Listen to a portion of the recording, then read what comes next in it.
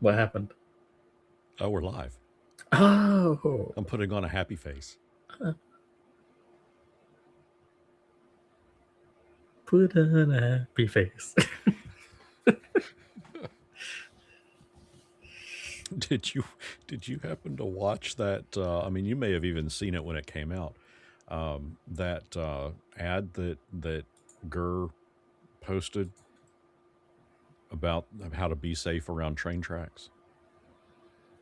Oh no, I didn't go That back was through and hilarious. I mean, I don't know watch. if you ought to show it on here or not. I don't think that would. I don't know. Uh, 'Cause it's got music in it and all that stuff. Oh, copyright stuff. But yeah, it was pretty funny. I had some on my Facebook that I don't want to show. I'll give it a watch another time. Yeah. Um, yeah. So you had some interesting videos this week. Yeah. Yep. Yeah. I've been pushing out. I've been pushing videos out left and right. Mm. I mean, they're still good. Just Well, I like mean, if one is you've been the most into, active out of all of us. yeah. Well, I mean, that's what it takes. You just got to sit down and do it, and that's been up to this point. That's really been my biggest challenge and hurdle is time, not Mm. having the time to sit down and do stuff. Uh, sorry, I need to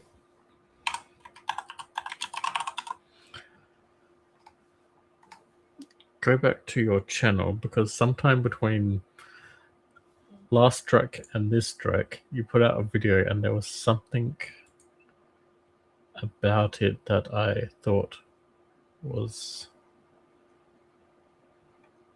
would be fun to uh, discuss rather than comment on Okay. the video one. Let's see. So the last Drek was on the 12th. So I did Lich Please. And I think then, I yeah, Everything Ravenloft, Exploring Cthulhu, Lord Soth and the Shadows of Sithicus, and then the actual play with a twist. hmm. You know what? It may have been the actual play, and then I ended up unloading my thoughts in the chat.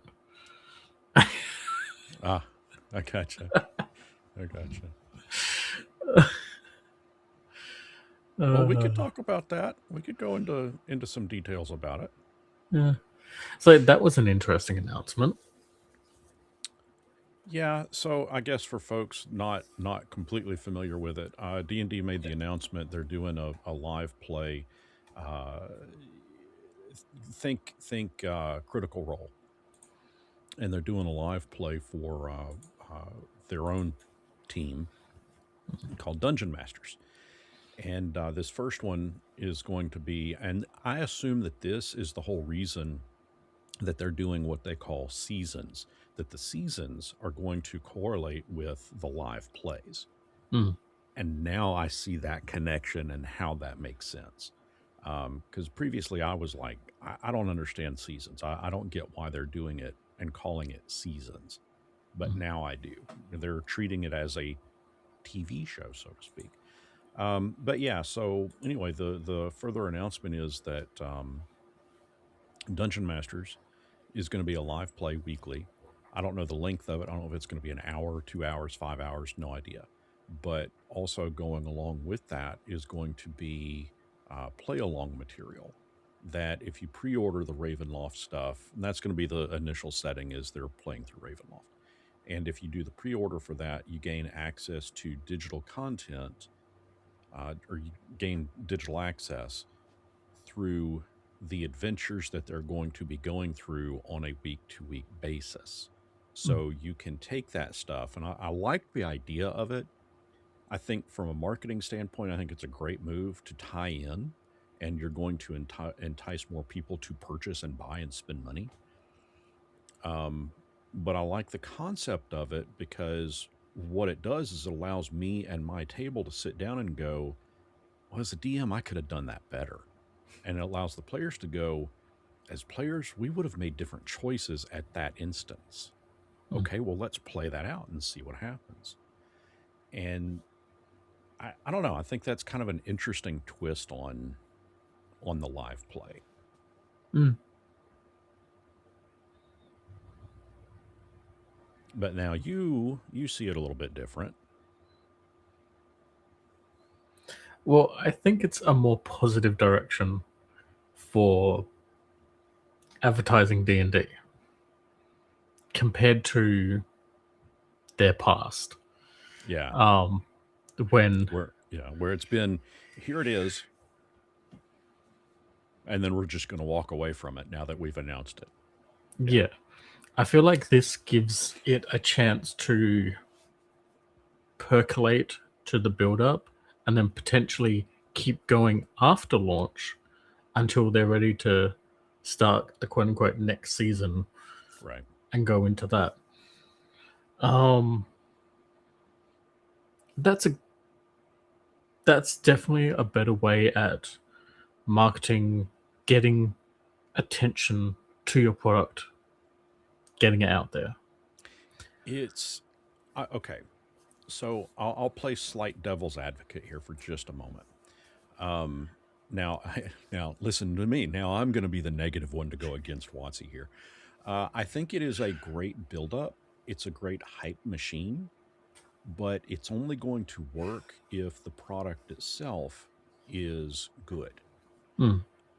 For example, they attempted to do, and I just found this out a couple of days ago. They attempted to do a live play, live stream, not live stream, an actual play is what I'm trying to say, of Spelljammer prior to it coming out, and Really? I never heard about it, never knew it. Now, I mean, I don't know, chalk that up to poor marketing at that point. I don't know, but even if the live play or actual play was successful, the product was lackluster. Spelljammer specifically, it was very lackluster. Yeah. Um, I mean, it was an okay product, but what made it just okay for me and not and lackluster for me was that I'm intimately familiar with the original Spelljammer setting. You know, the box set from AD&D all the way back. Yeah. And so, I mean, I know that stuff inside and out. My complaints were Spelljammer specifically was the name of a very specific ship in that setting. Mm. You had ship to ship combat, and in this new book, Spelljammer was just a generic term for all ships. The ship to ship combat they promoted in the books was just get your ships within melee range of each other and then jump ship and do melee battles. Hmm. Um, so, I mean, there was a lot of stuff not to like about it. Mm. And I think that that would have killed the live play anyway. Um, so, that said, I'm trying to go, I don't want to condemn this one, this Ravenloft actual play, before seeing it, but at least now we know that that is out there. We know, that I don't know whatever marketing they're doing right now, it's working because we've heard about it. And Mm. I mean, come on, you and me. I mean, we've got kind of our nose and ears to the grind on this, and we kind of know what stuff's coming. How did I not know about this live play until last week about Spelljammer? Um, I'm pretty sure this is the first I'm hearing of it too, unless I've yeah, I mean, forgotten in my many years. well, I mean, that wasn't too terribly long ago. All I can say is maybe I did hear about it, and I just at that time was not paying attention to actual plays in any way, shape, or form, Mm. and I just dismissed it as Mm. non-news. Um, Well, I mean, since then I've had two kids, and so yeah, yeah, yeah. That's I get that. So I mean, I guess that's kind of my negative side view on it. Is the actual play is only going to be good, although I will say the actual play may be really, really good, and the product could be bad, but we won't know that until the actual play is done and complete. Because Mm. I think my understanding is it's supposed to end right before the actual books are released, so or the actual Ravenloft materials are released. Well, then So that turns what I was initially saying as a positive into a negative because, as I was saying, it would be really good to keep the live play going into post launch of the yeah, book to keep interest in the product going until they're ready um, for the next one. yeah. So let me.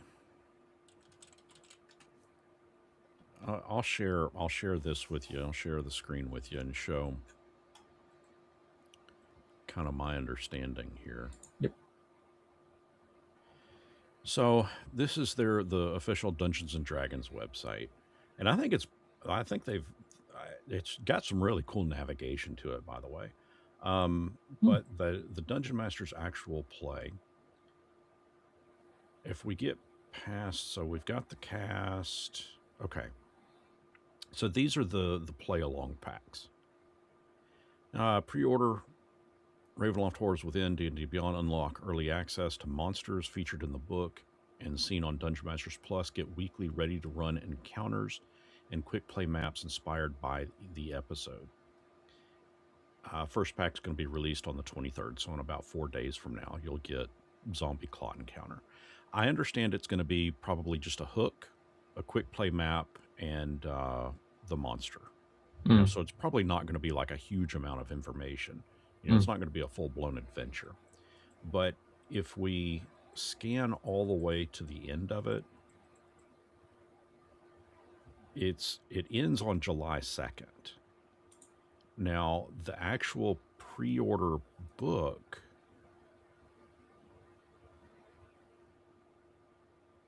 uh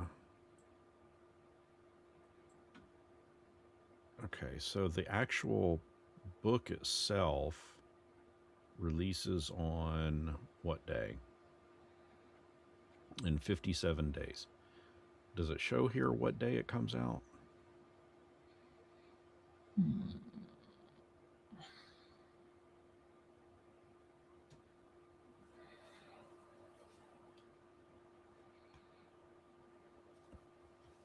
Product details. No. Product specifications. No. Google. Uh, Ravenloft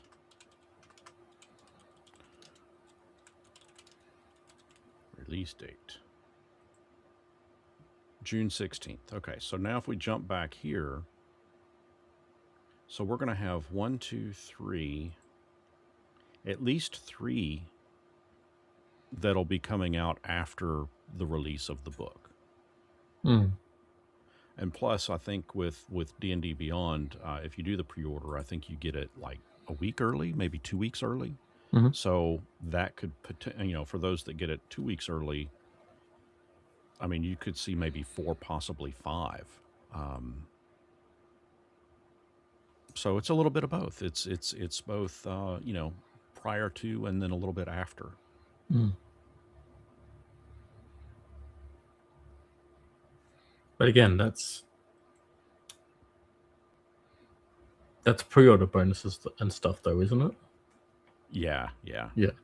So That's all going it's to be pre-order stuff. Yeah, and it's still pre-order stuff that's tied to digital only. yeah. Yep. See, now I'm doing the devil's advocate thing. Yeah. Well, Yeah. see, and that's the unfortunate thing is my mind allows me to jump back and forth between both of them like that. Mm, Um, because on one hand, I see it as okay, if I were a company, if I were a business, I recognize that I have to make money to keep people employed and I have to make money to keep a paycheck in my own pocket. mm, And anything that I can do like this, I'm going to see that as extra incentive to help get those pre orders in.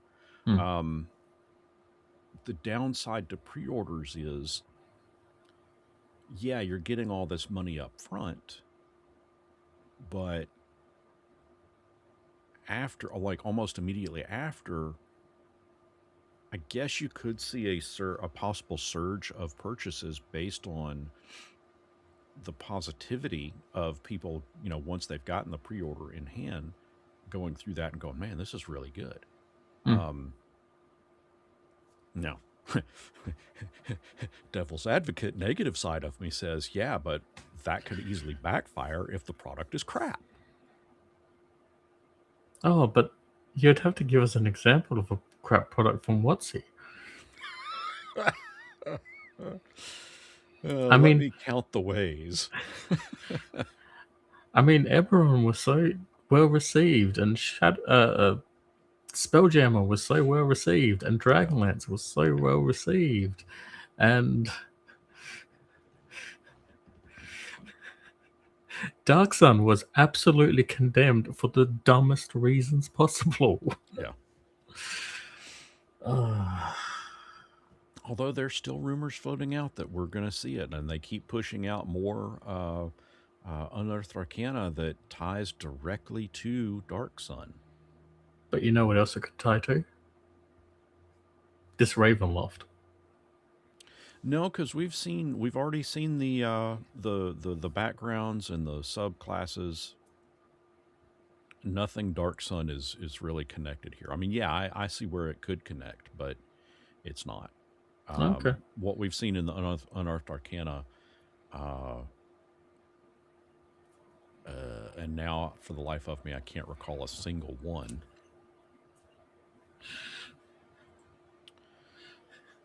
The Scion update, for example. Yep. Um, that one.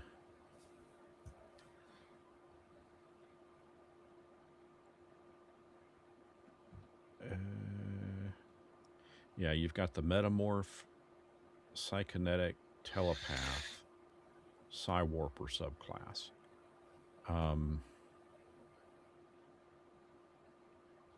See, I'm almost wondering if that's going to be another season.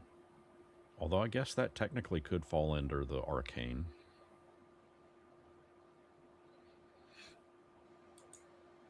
Well, it depends what. This is the season of Hmm. horror, and it's Ravenloft. It depends what Arcane gets interpreted as. Hold on. It was apocalyptic subclasses. That's the one I was trying to find. So you've got Circle of Preservation, Gladiator for Fighters, Defiled Sorcery for Sorcerer, and the Sorcerer King Patron for Warlock. That's Sorcerer King. That's Dark Sun. Yes. There's no ifs, ands, or buts there. That is Dark Sun, directly connected to Dark Sun. So I that's almost what I'm thinking is that okay. So if we look at I hate to flow. I know that you are not a big fan of D&D, but so looking at this, we've got horror subclasses. Mm-hmm. That is directly connected to this season of horror with Ravenloft. Yep. You've got Scion, then you have Arcane subclasses. Arcane is going to be directly connected to next season, Mm-hmm. which is all about the Arcane. Then you have Apocalyptic subclasses, and then an update, and then Mystic subclasses. It makes me wonder if Apocalyptic and Mystic, if those are going to be the next two seasons after what we have. And then you have villainous options. And I think that's setting the groundwork for a book that it will be released in 2027. Possibly Book of Vile Darkness. That's just my theory on it. Well, looking at this, now that I've got some more context, because as you pointed out, I don't keep up to date with this shit, so um, my thought upon saying that there was Scion, but then there was Mystic, Mm-hmm. could that be in relation to Dragonlance? because Possible. Watsy has been playing around with the photo With ops with white. Joe Yeah. and Yeah. Hickman and Well, and Wiseman. So oh shit. That's a damn good point. Yeah, because and what about what of those could fit in with Greyhawk? Because we know January is going to be a that Luke Gygax is pushing out a Greyhawk book. and technically, Sorcerer Kings could fit in there in a different context to uh, Dark Sun. Yeah, except this is all considered apocalyptic subclasses, True. and Greyhawk isn't really a apocalyptic setting. Mystara could be. That's true. And see, I want so bad Red Steel. I want to see that come back. That was one of my favorite box sets. I don't know why. I just thought it was a neat concept.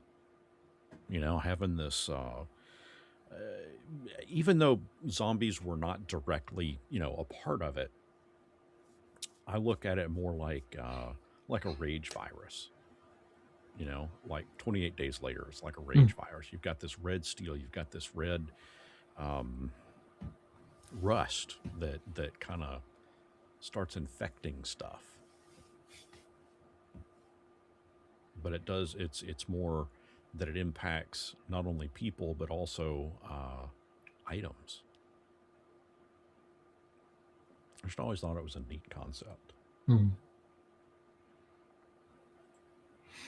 Momentarily diverting away from the conversation Yeah. because I just saw something on YouTube. Have you heard or seen anything or planning to see Lee Cronin's The Mummy? I've watched the trailer on it. I think when I initially sat down to watch it, I was looking at, okay, how is this connected to the Brandon Fraser one? How is it connected to the classic, The Mummy from, you know, like the 1940s? Yeah, Uh, Karlov. yeah, the Karloff. Yeah. So I don't know. I mean, is this one like a retelling of all that, or is this just in name only and Mm. something wholly original? That's what I was trying to get out of watching that. Yeah, I'd like to see it. I don't go to the movie theaters anymore though. It's just it's gotten stupid expensive. Yeah, did I hear too? Yeah, I mean, you know, hey, if I take me and the wife and the kids, we're spending over $100 just to get into. I mean, I think ticket prices have come down just a touch, Mm. so it's like closer to like $80 to get in. But by the time you've gotten snacks and all that stuff, you're $150. And if you go out to eat beforehand, shit, $175 just to go watch a movie? Mm. Nah, screw that. I'll wait till it hits streaming and we'll just sit down and watch it. See, we've got like Cheap Tuesday events here, so you'll frequently have cinemas. We've got Good. some like that, but it's still you go in and get popcorn. I mean, like we've got one that's $5 Tuesday, so it'd be $20 for the four of us to get in. But then the popcorn is like $12, and you got to get a large popcorn. Come on, I mean, you know, $12. So that times four, well, maybe times two. Somebody's going to want nachos. That's another $7. Somebody may want a hot dog. That's $4. You know, so I mean, even the cheap Tuesday movies are no longer cheap. We have popcorn and generally maybe like an ice cream of some kind. Yeah, Um, I would say one brand, but I know that in the US that brand is that name is a brand of condom, so I'm not gonna say that one. Magnum. Um, yes, Magnum. Yeah, we've got Magnum ice cream too, Okay. which is really weird when the commercials air because you never know what you're gonna get. I swear for a time they both had gold foil too. Yeah, Yeah, I swear up and down the same thing. yeah.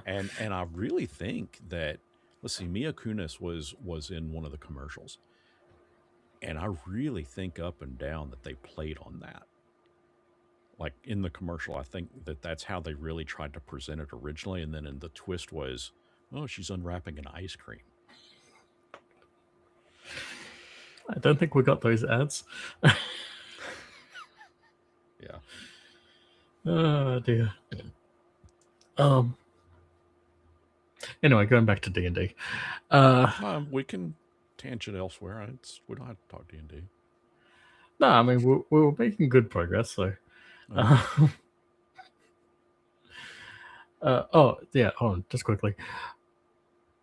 Yeah, we don't have hot dogs and other hot foods and things like that at our cinemas. At least not that any of the ones I've ever been to. But then again, I'm not on the East Coast, so I don't know what those semi-Americans like to do. But Semi-Americans, explain what? You've got semi-Americans in Australia? specifically Sydney and Melbourne Yeah. really like ramping up being like America. Okay. No offense, no No, offense, but yeah. like one of the things that I've heard over the last year is that they have begun introducing like tipping in restaurants, Uh, which we don't do here because staff are like we have minimum wage laws, and minimum wage at the moment is $28 an hour. oh, wow. You can live as long as you're doing your job. You can live off that. My partner was that, but um, for where she works, like she does quite well. She has a pseudo government job, so well, she works at a hospital, so she actually makes more than the minimum wage. We live quite comfortably. So yeah, the idea of So, tipping is absolutely atrocious. federal minimum wage for tipped restaurant servers in the United States is $2.13 per hour.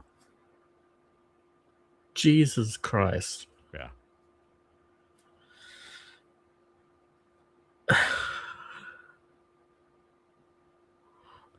That's provided tips bring total hourly earnings to at least 725 federal minimum. If tips fall short, the employer must cover the difference. So, for example, if I'm making tips, if I go work for a restaurant, let's say, Seraphis, you move to America, you open up Seraphis Burgers, and I go work there, and I make $7 an hour. That's including the tips that I've made. Then you have to cough up an extra 25 cents to meet the federal minimum.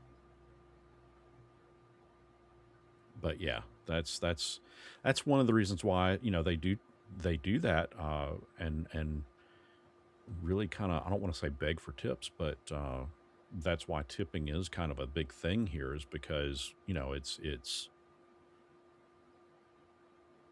yeah, you don't make much. I mean, you can stand to make a hell of a lot of money doing serving. Um, if you're turning tables over fast, if you're providing good service, of course, you're always going to have the cheap people that aren't going to tip regardless. But yeah, $2.13 per hour is the technically 725 is.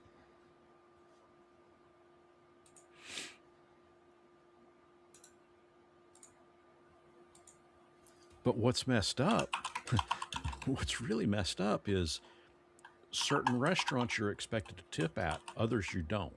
Like Burger King. You're not going to tip at a Burger King restaurant, but you go to a sit down place like Outback Steakhouse, you'd be expected to tip there. Mm.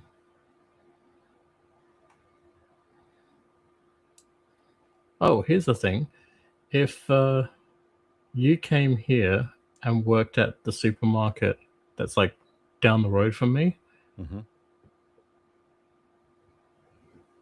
casual retail assistant starts at $30 an hour. Good gravy. With depending on the higher level position, can go up to an additional $22 to $30 an hour. On top of that, Yep. that's crazy. Yeah. So starting out here, um, our minimum wage, just minimum wage period, is the federal minimum wage is 7.25 per hour. There's a lot of states that go up a little higher than that, but like if you were to go to Walmart, that's one of our bigger box retails, you'll probably start at like 11 or 13 an hour. Poor. Yeah. I think we had that 25 years ago, like Mm. when we were in high school and like we're working at Macca's. Yeah. Yeah.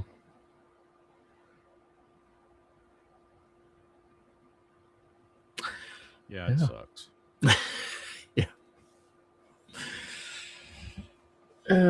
I, mm, uh, Which is why it's difficult for me to begrudge a company trying to make money. Um, what I maybe they should don't go to a like, country where they can be told to pay their employees then. that's exactly what I was about to say. Um, what I don't like is the mentality of you can put as an employee, you can put your time, effort, blood, sweat, and tears into a company, and just on the whim, on a CEO's fart at 2 a.m., you can just be let go. All because it's going to save them, $80,000 a year. No, it's not going to save them. It's going to give them a bonus of Correct. $80,000 that year. Correct. Correct. Yeah, no, That's why I'm an advocate for being self employed. Because if you screw up, it's all on you. if you're in America, if you're in another country, Australia, Canada, Hmm. Europe, any of the European countries, Germany and France, I think are pretty good. Um, great minimum wage laws and things. Um, just don't work for any company that's beholden to a US corporation because Right. Well, so if how you much is a gallon of gas over there right now? Or a liter of gas, whatever, yeah, however okay, long. so just for the record, a liter and a gallon are two very different Yeah, I know. I know. sizes. But I will just double check. I believe we've come down to $2.05 a liter. Um,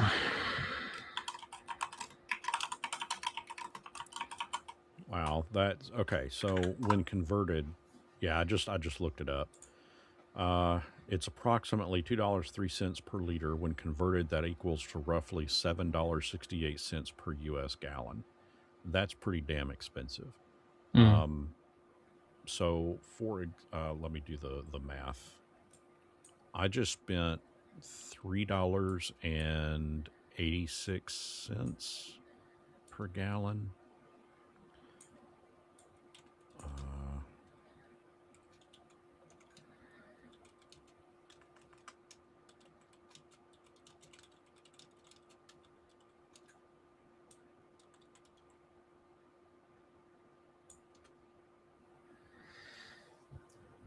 So that would make it approximately $1.46 per Australian dollar per liter. So we're actually currently at uh, uh, around $1.95, I would say. On average, is what our unleaded Yeah. petrol currently is. Okay. Um, if I switch that over to diesel, that's when we begin to cry. Yeah. Yeah. For the most part, the only vehicles here that use diesel are going to be like your big semi trucks and your farm equipment. Mm. There's a few. I mean, there's a few civilian vehicles that run on diesel. I mean, you've got some heavier duty trucks and uh, like Mercedes, stuff like that, luxury vehicles. But for the most part, it's unleaded. So that's almost $3 a liter. Hmm. Oh, LPG. This is a funny one. So LPG is currently around $1 a liter. Now, why is this funny? Because we produce and refine it here. Yeah. Yeah. However, a previous government gave full ownership over the mined LPG from our resources, so we have to buy it back from the companies like Santos and whatnot. BP, we've got to buy it back from them to be able to use it, which is why it's over $1. Right.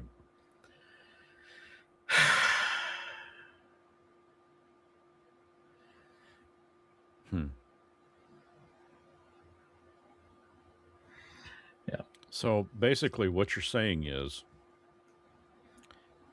one needs to be, to really make it in life, one needs to be self employed, not have to have a vehicle to get anywhere from point A to point B. And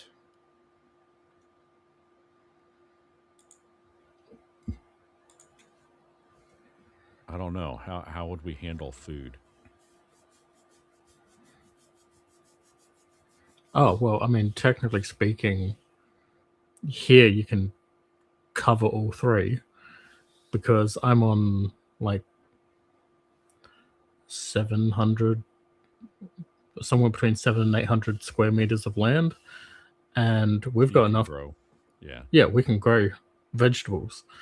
Um, we've actually got enough land to grow vegetables on one side of the house and have a chicken coop on the other side. So we've got plenty of. Man, I miss my chickens. I really miss my chickens. Would y'all slaughter them and have chicken for dinner, or 'cause that's not, I could never do that. I just couldn't do it. Oh, I mean, so we in Australia we typically have egg laying chickens and Yeah. then chickens that have been bred Yeah. for Roasted meat. chickens. Yeah. Yeah. Yeah. Um, typically, I've only ever had egg layers in the past. Um, No, you I'm can. asking, but could you, Seraphis, could you, take the chicken and wring its neck and then pluck the feathers out and cook it for dinner? Oh Is that yeah, within your capabilities? I can't yes. do it. I couldn't do it.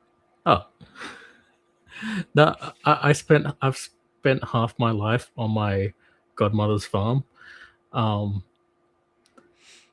I went to an agricultural high school. Yeah, I am fully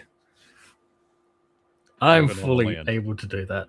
Fully have When the done that. shit, so what you're saying is then when the shit goes down, I need to find my way to your place and live out the apocalypse there. Although You got good us luck covered. getting here because I know. you'd have to Yeah. have the fuel to get here. Oh yeah, that's right. I can't row. But Man, can that's you imagine the blisters on one's hand to try to row that distance? Oh my gosh.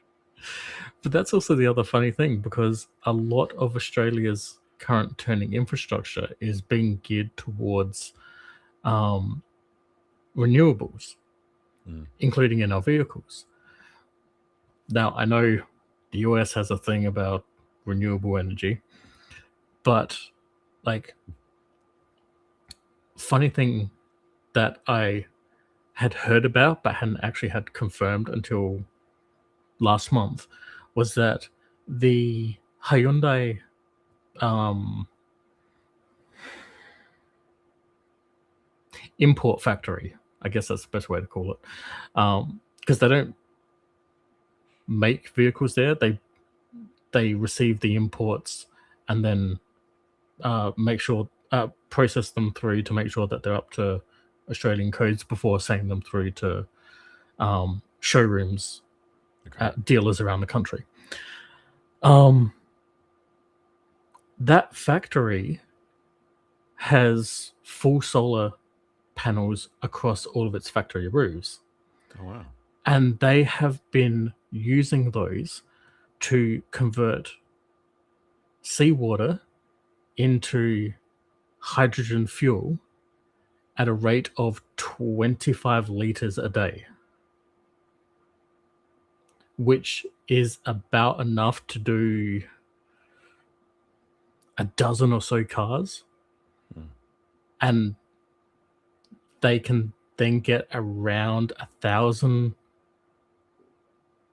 1,000 kilometers, which from Adelaide to Melbourne, it's 800 kilometers. So, yeah. Hello. Hello. So yeah, it's quite impressive. Also, I love the service stations are being upgraded now with EV charging stations. So there's now, because of what's happened, there's a push for more vehicles. More people are going to get more EVs because it's less reliant on fuel resources that we don't have in the country. Right. So, yeah, there's basically it's not going to be so Mad Max when the It's world not going to ends be here. quite so Mad Max, and it won't be exactly Flintstones either. No, it's going to be like a Sounds like a boring hybrid. I think they should just start doing landscaping where everything is downhill. you say that, but then you've got like, the fact that we're developing now like combat drones for Yeah. warfare. Yeah. And again, Australia has the Australian Defence Force. So these are meant to be defensive weapons. But Semantics. but I love the fact that like we've just like, yeah, we're just going full in. We've seen what happened in Ukraine. That's where we're turning our Yeah. budget. Oh, is the AUKUS deal with the US actually going to give us any Virginia-class nuclear submarines? We don't know. But the entire northern perimeter of Australia is being defended by autonomous submersible drones now. Which I don't want to say is just for China, because apparently now it's for China and maybe another country that is a bit unstable at the moment.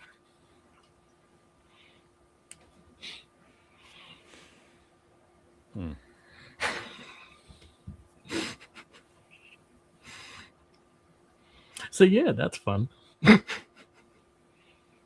Sounds like it. How was You missed out. breakfast, Sax? It was good. It was good to have a family lunch. Oh, lunch. Does- Okay. Yeah, so it's like 12 my side when we all was got the together.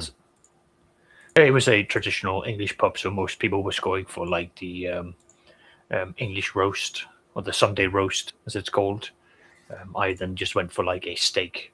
What's it called? Sounds good. No, not steak. It was like a steak pie with like ale mixed into it. So I decided yesterday. Well, I mean, I've been working up to this, so it wasn't just a decision that I made yesterday. But working up to it, I decided that yesterday I was going to start fasting. Right. I ate dinner Friday night, and that was the last I ate. I ate about 5:30 p.m. Woke up with just a horrible, horrible headache yesterday morning, and I made it till about 6 p.m. And then I was like, "Yeah, I got to eat something." Well, it depends on like how you want to go about it, because I know there's some people who are like, oh, I go 24 hours without eating, and I was like, okay, and then you've got like one big meal to then satiate the energy for that. You can do that. Yeah, Or my colleagues, he says he will have breakfast. He won't eat until evening, which is like 6 or 7 for him, and then he will eat. So he fasts throughout the entire day. yeah, He has breakfast. He's got dinner. He's got nothing in between. That's his way of yeah, managing his calories. And his explanation is basically he sits down all day. If he eats in the middle of the day, then that will basically be energy that's not going to be used for anything. And then he eats in the evening. So it's like yeah. it's the way he balances the entire thing out. That's kind of Yeah. been what my diet's been as well, where I'm having a dietary shake in the mornings, and then I can go without lunch, and then tea time comes around. Generally have a nice sized meal, and then I'm good again. So yeah. No, Yeah. exactly.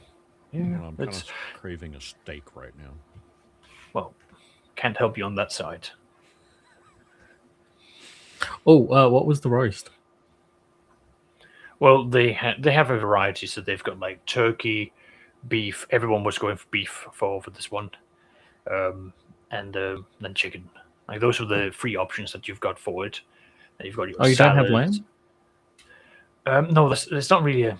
Oh, I think no, I think they do lamb. I don't look Especially at after it. you eat it. Okay. I don't really look at that because it's not a cultural thing for me. Yeah. So everyone will be going for the Sunday roach, and I'm like, okay, you go for that. So I'm gonna look at the other things that I don't normally go for.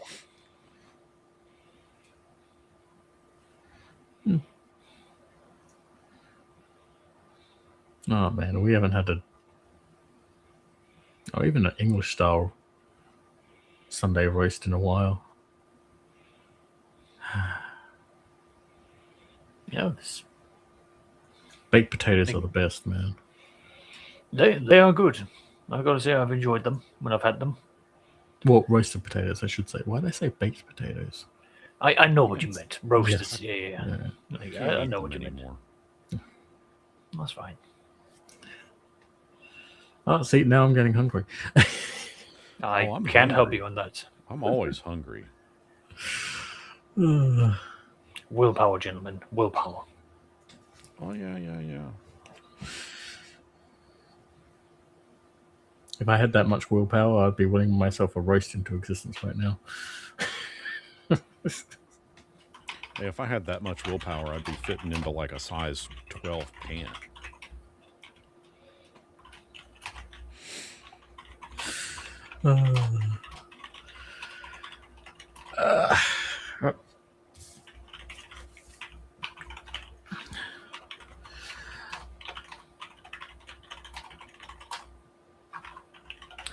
Cool.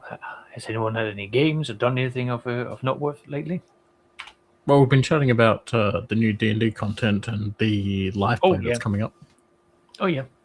I've watched a little bit of that.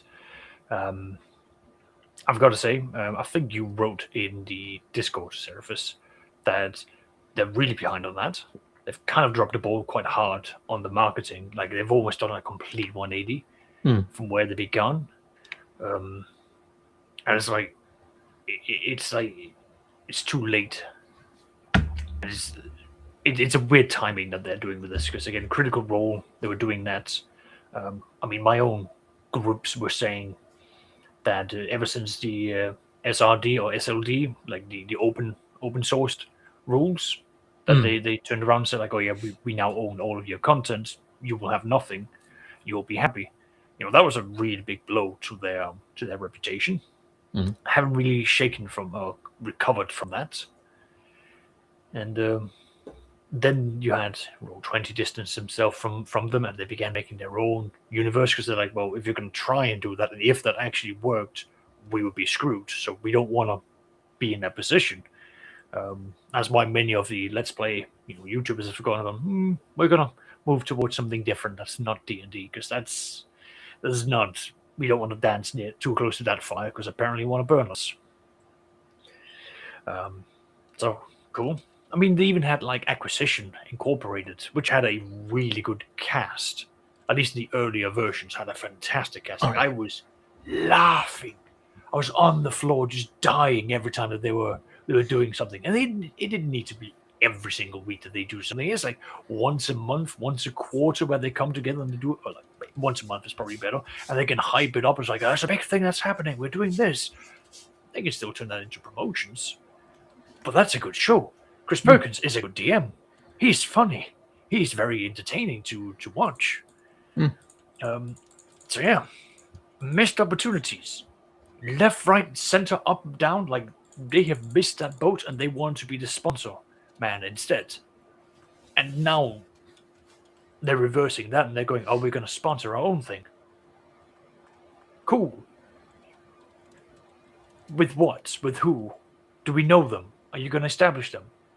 What are you doing that's going to make this different from people who have outshined you in your own game? Yeah. Like, it's no different than, I'm going to go on a tangent here. So it's no different than when you go and look at, because I'm getting into wargaming again. It's no different. You go to some of like the painters there, and you see like how they paint the miniatures, and you're like, you are using GW Games Workshop models and none of their supplies, because none of their products is measuring up to like how you can get like the top tier quality. And if you only use their Citadel, paints and things and so on, you're going to find yourself having to do so much. Oh, the prices is literally going to become extortionate. And it's just not worth it. Even more so here, where they put the Australia tax on top of the pound price already, which just...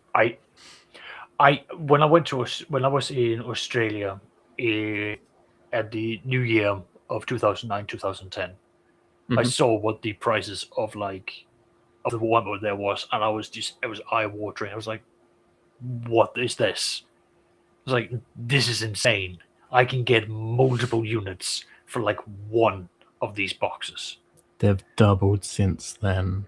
I know, and it's horrifying. Like I said, I'm getting back into wargaming. I am not going to Games Workshop. I have gone to eBay. The only thing I'm doing with Games Workshop's website is I'm opening up and going like, okay, there's a bundle here. This is what you're getting. And I put that in together so I can calculate how much does Games Workshop want? How much does this random dude want? Am I looking at a 40 to 60% discount from market share, from the market price? If yes, I'll pursue that. If no, not worth my time then. I'm not doing that. I don't care if they're painted. I will find ways of getting rid of the paint so I can paint them myself. I mean, that's one of the problems that I'm having with one of the other things that drove me away from D&D and like third-party people especially was that like there's at least two groups in Australia making third-party D&D content. The prices of their books are anywhere between 2 and 2.5 times that of a core D&D book.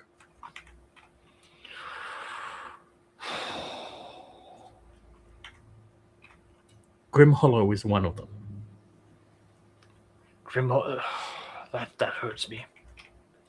It is financially just... It's ruinous. Yes. That's what it is. I don't know how they can do that to us. They're here. And that's what their asking price is here. Fucking no loyalty. But then again, I shouldn't expect too much from New South Wales people, but No, that's just catastrophe. That's a catastrophe. Like that really is like we are pricing you out of the hobby. it's, But yeah, yeah. Like I yeah, I will. but yeah, no, I feel you on the Games Workshop thing. Just know that. Yeah. Like I know it's 100 times worse for yourself. Yeah. I'm fully aware. But it's just getting back into it. And again, it was a colleague that was going like, I'm selling my Tau. So I'm like, oh, I'd love that. That really hasn't. He hasn't followed through by actually giving me his PayPal and the address where I can collect it from. So I'm like, okay, well, it's been 2 weeks now. I'm not gonna hassle you anymore. I'm just gonna, I'm just gonna go and spend my money elsewhere. Do you have a 3D printer? I do not. And I know that is that's a direction I can take it, but it's like don't know if that's what I want to do. Because I know at least there's some really There are good, very good STLs for that. yeah. One of the ones for not Eldar, Yeah. I was extremely fond of. They looked so amazing. I did find some of the STL Tau versions on Temu, so I've bought like 10 of them, but that's because I want to use them to do practice painting on. So it's like see if I can get the right color scheme, test it out. I'm gonna consider see if I can get a cheap airbrush, play around with that. Again, it's very new, and there's thankfully since when I was doing it, the resources for getting into the painting has improved since then. Like it's so much more friendly to get into the hobby. Yeah. Anyway, I've been trying to figure out whether I should get some stuff off of Temu, but I keep being too worried about it, even though it's just stuff to like complement some of my Lego stuff, like helmet stuff that you can't really get anymore because Lego doesn't make it, or like little armor pieces that Lego doesn't do anymore, or cape prints that they don't do anymore. Yep. And like it would be like 20 of each in a bundle of these things, and it would be like $5. And I'm sitting here like, I don't know if I want that. That seems great, but do I want to take that chance? And it's $5.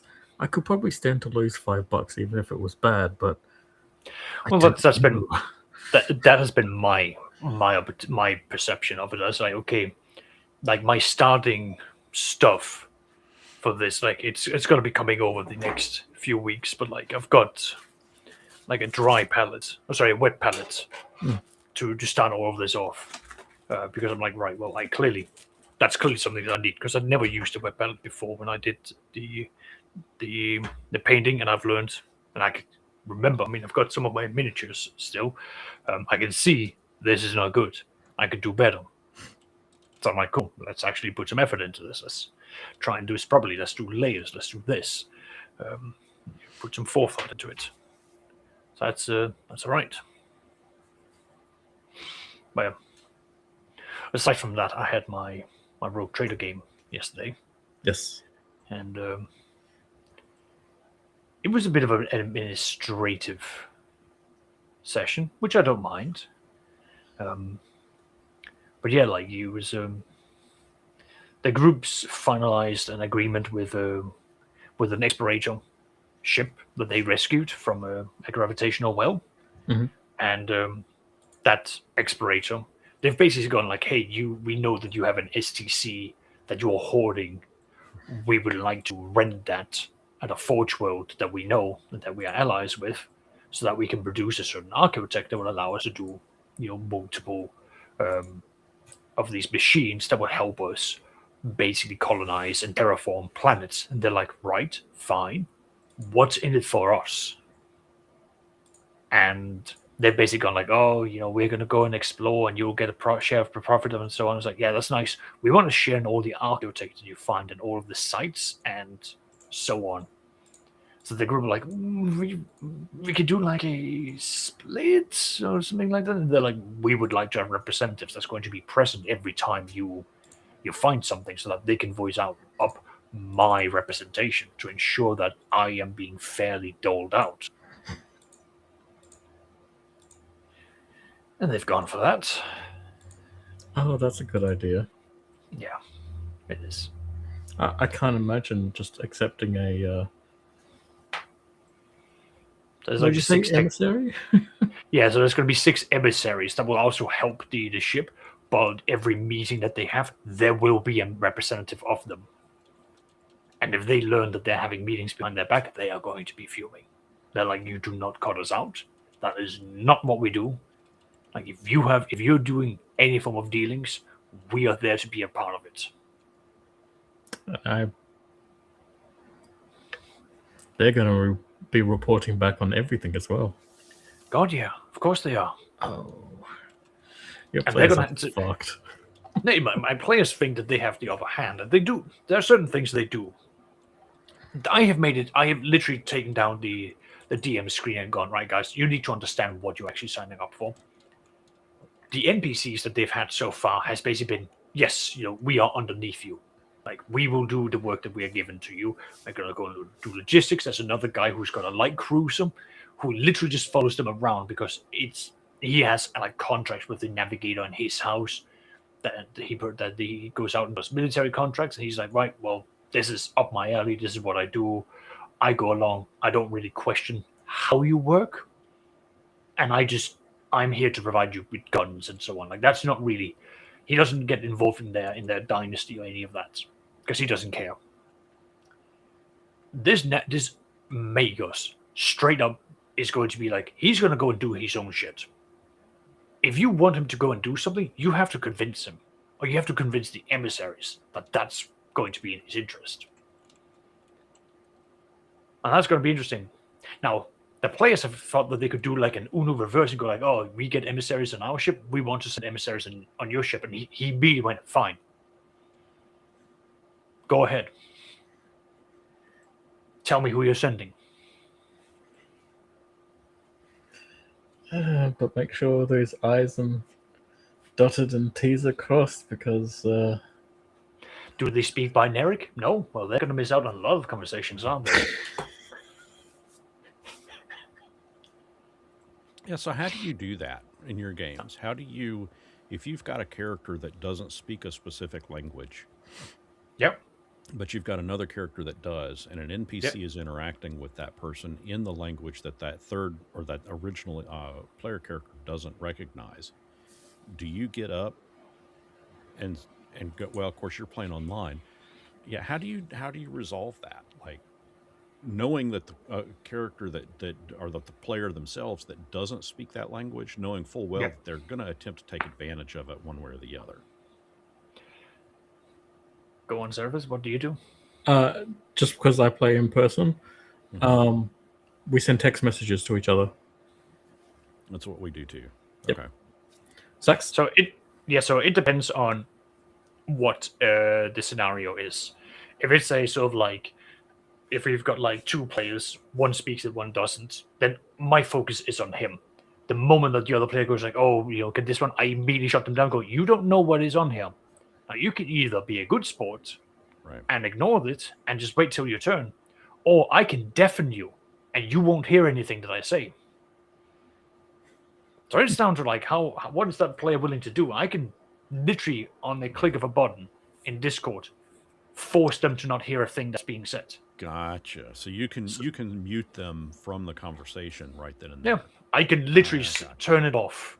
And equally in Foundry, now that I'm getting used to it, I found that there's a module that will then be set up so that people will have to select what languages they speak, and I can then select a token, and I can write out what they say in what language, and all the people who can understand that language can read the text.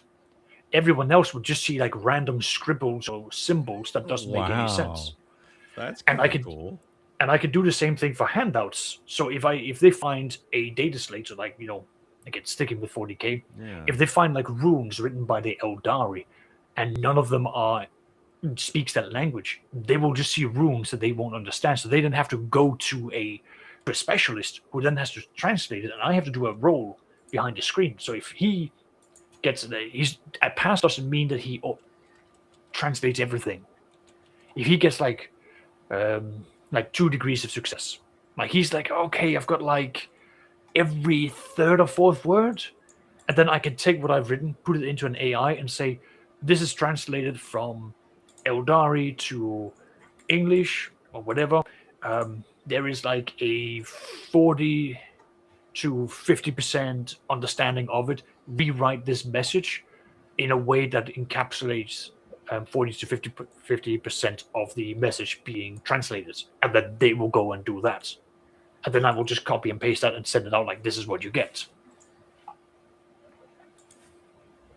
So I am not opposed to using online tools for these things, and if it's not in a situation where that I have to be a tyrant and mute people, that I can just do it to the player. Right. But even better, like if it's an NPC and a player that's there talking to someone else that speaks a language. Well, if the NPC is the one being talked to, I will just tell the player, you don't understand a word of what they say. And then I'm just going to go, and they speak for like 20 minutes. Done, dusted, moving on. The NPC is now going to have to translate to you what's happened. Interesting. That's how I go about it. It was for us. We would usually. I mean, of course, I play in person. I would usually just get up with the person and go to a different room, and then, I've done that as well. There are benefits. Them, hey, what you do with this information is up to you. If you want to share it with other people, that's you're free to do that. Yep. Yeah. I've gone. I was just gonna say, in high school, because me and my friends were a bunch of fucking nerds, most of us had at least broken Klingon language skills.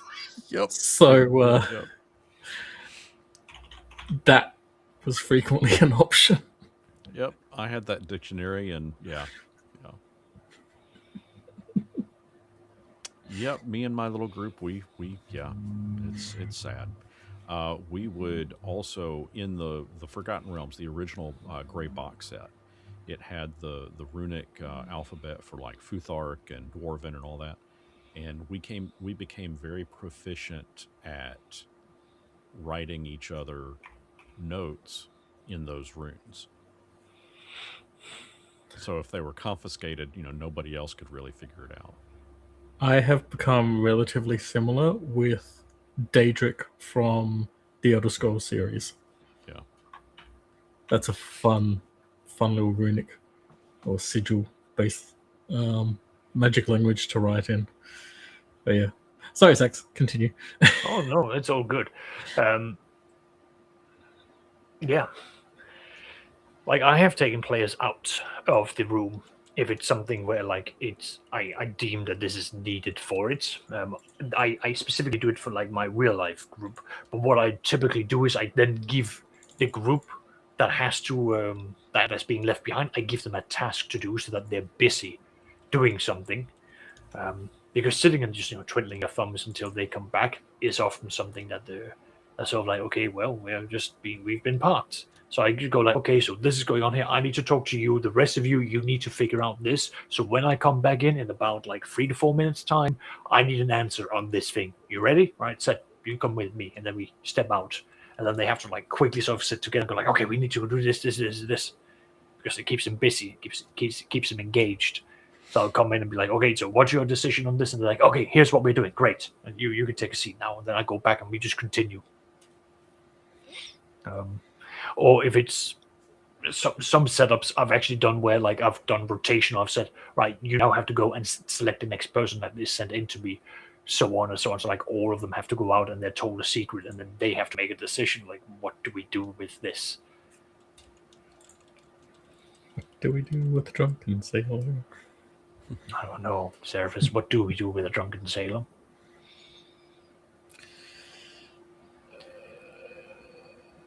hurl him in the morning. Slit his throat with a rusted saber. I don't remember the rest of the song, but yeah, it's brutal. I got to run, but Yep. I do want to leave y'all with one final question to ask, and I'll keep. I mean, I've got the video running on my in here, so I'll be able to hear the answer. But question that I've got, and this is for both of you to address and answer.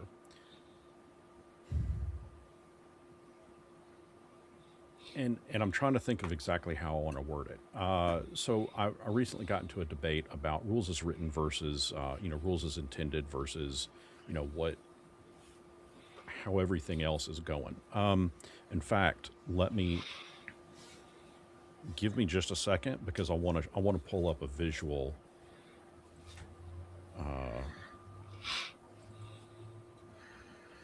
To kind of illustrate this point. There we go. Okay, so somebody had brought up about wondering like if people were going to. There we go. Sorry, I'm just trying to get this all set for you to look at. Yeah, all good. If somebody was regarding rules, if they were going to make up rules as they went along, or if they were going to adhere to the actual rules in the that's put forth in the D&D rule books. Yep. And what I want to share. So this is the afterword that's in the original Dungeon Master's Guide, right? And it says, "It is the spirit of the game, not the letter of the rules, which is important. Never hold to the letter written, nor allow some barracks room lawyer to force quotations from the rule book upon you." So this is the question that I have. Do you interpret that as this is a rule that allows you to ignore all other rules in the book? Or is this just kind of an as this says, an afterword, an afterthought to all of the rules that came before it in the book? All right. Deep question, but just kind of curious y'all's take on it. So anyway, feel free to answer that. I got to run. But like I said, I'll be listening. Yep. Take care. See, and y'all thought that I was going to ask a question, make a statement, and then just leave in the middle of trying to say whatever. I literally... Oh, fuck off. Fuck off.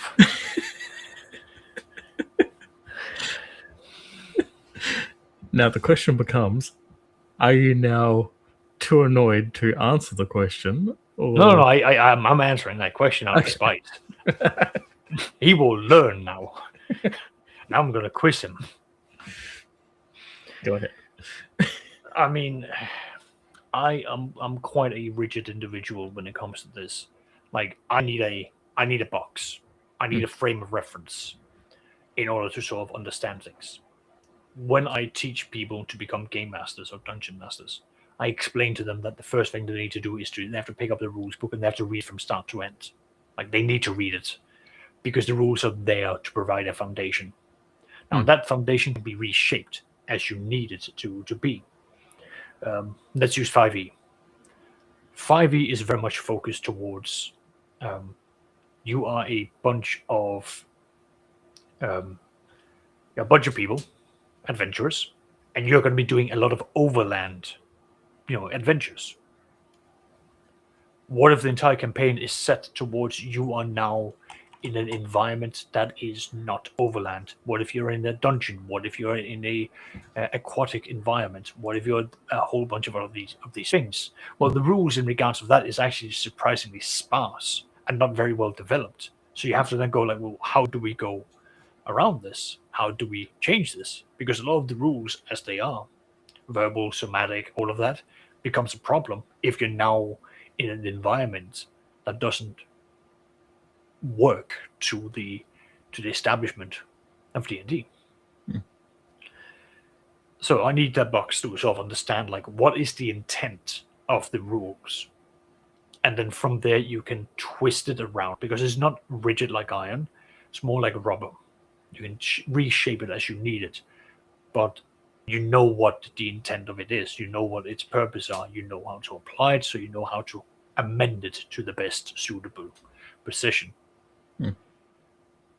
That's where you're going to be separating out experienced game masters versus new game masters, because the new game masters I recommend like just read it, understand it. If it doesn't feel right, make a ruling, and hello Brian, make a ruling in that moment. And if it doesn't work out, it doesn't work out. Just communicate. Just talk to your players and say this doesn't work out. This is now biting me in the ass. We need to change this in a way, and here's what I think might work.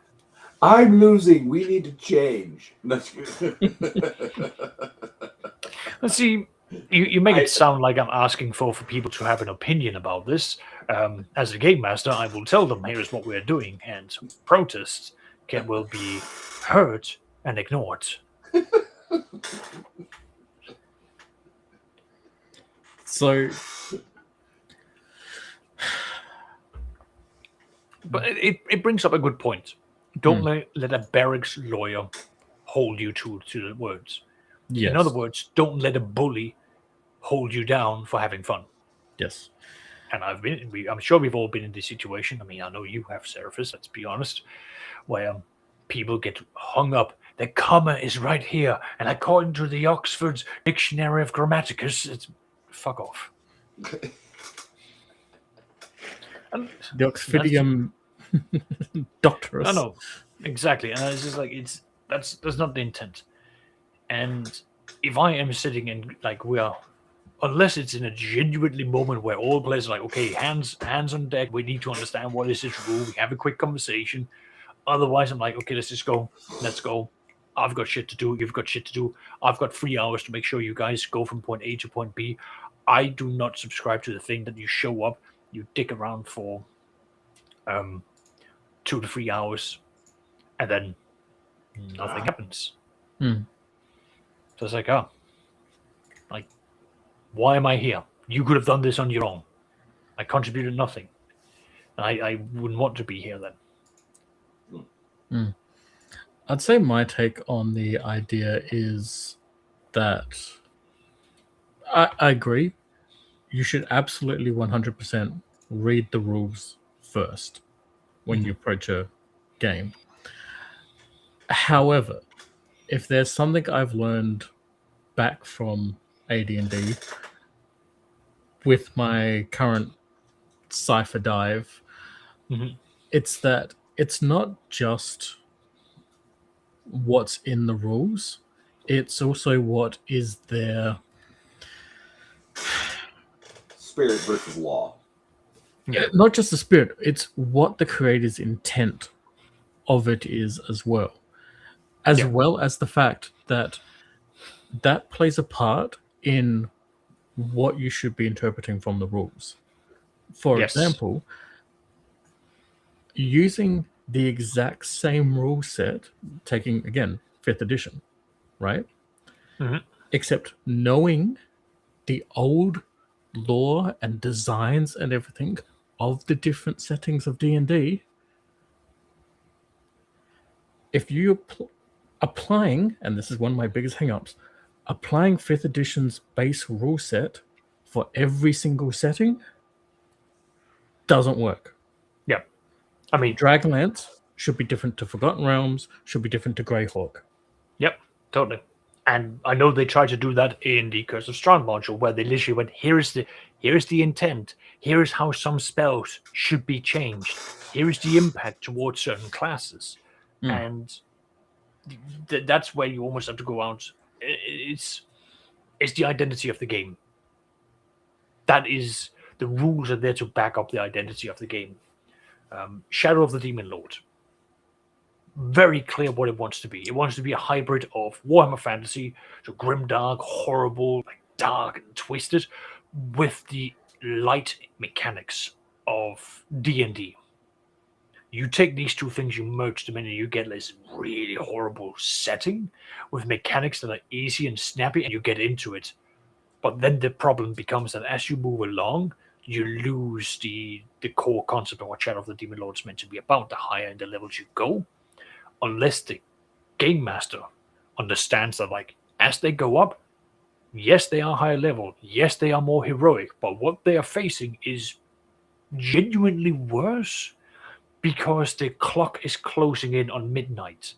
Mm. It is not because that there is a power creep, it is genuinely because hell is about to open and the players are now racing against time where every adventure that they fail stacks penalties against them. And I feel like that's the same problem a lot of people have had with Green Ronin's Fantasy Age system as well. It's based on the Dragon Age system that they developed for a tabletop game. Yep. But if you don't know how Dragon Age scaled, you won't really know how to properly scale Fantasy Age. Yeah, which is it's very different. And this is not a complaint. Mm. It's just, from my perception, a lot of games are not setting agnostic. They come with a pre-built expectation of what are you wanting out of this game. Mm. Grim Hollow, as you mentioned, I mean, I believe that's a 5e Yeah. setting, but that setting is actually the core aspect to a lot of the rules you get from Grim Hollow because that is feeding into what it wants to do.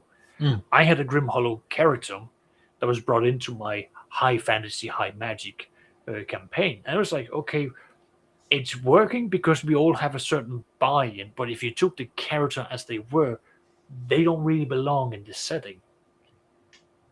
I was like, okay, the character is too dark and twisted for what 5e vanilla is trying to be, and the rest of the characters were way too heroic for what Grim Hollow was trying to be. And I was like, oh, okay, the two of them are not meeting in that middle, and that's fine.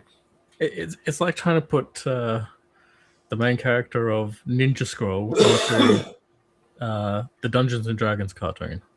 Yeah. These two things, while, you know, they both deal in a fantasy kind of setting, do not go together on the same level. No, absolutely not. One is very much more murder happy. Mm-hmm. Yeah. So going back to the spirit of the rule and the word of the spirit of the law and the word of the law, you need to understand the word of the law because it's there for a reason. Like there's a foundation. It's there to support something.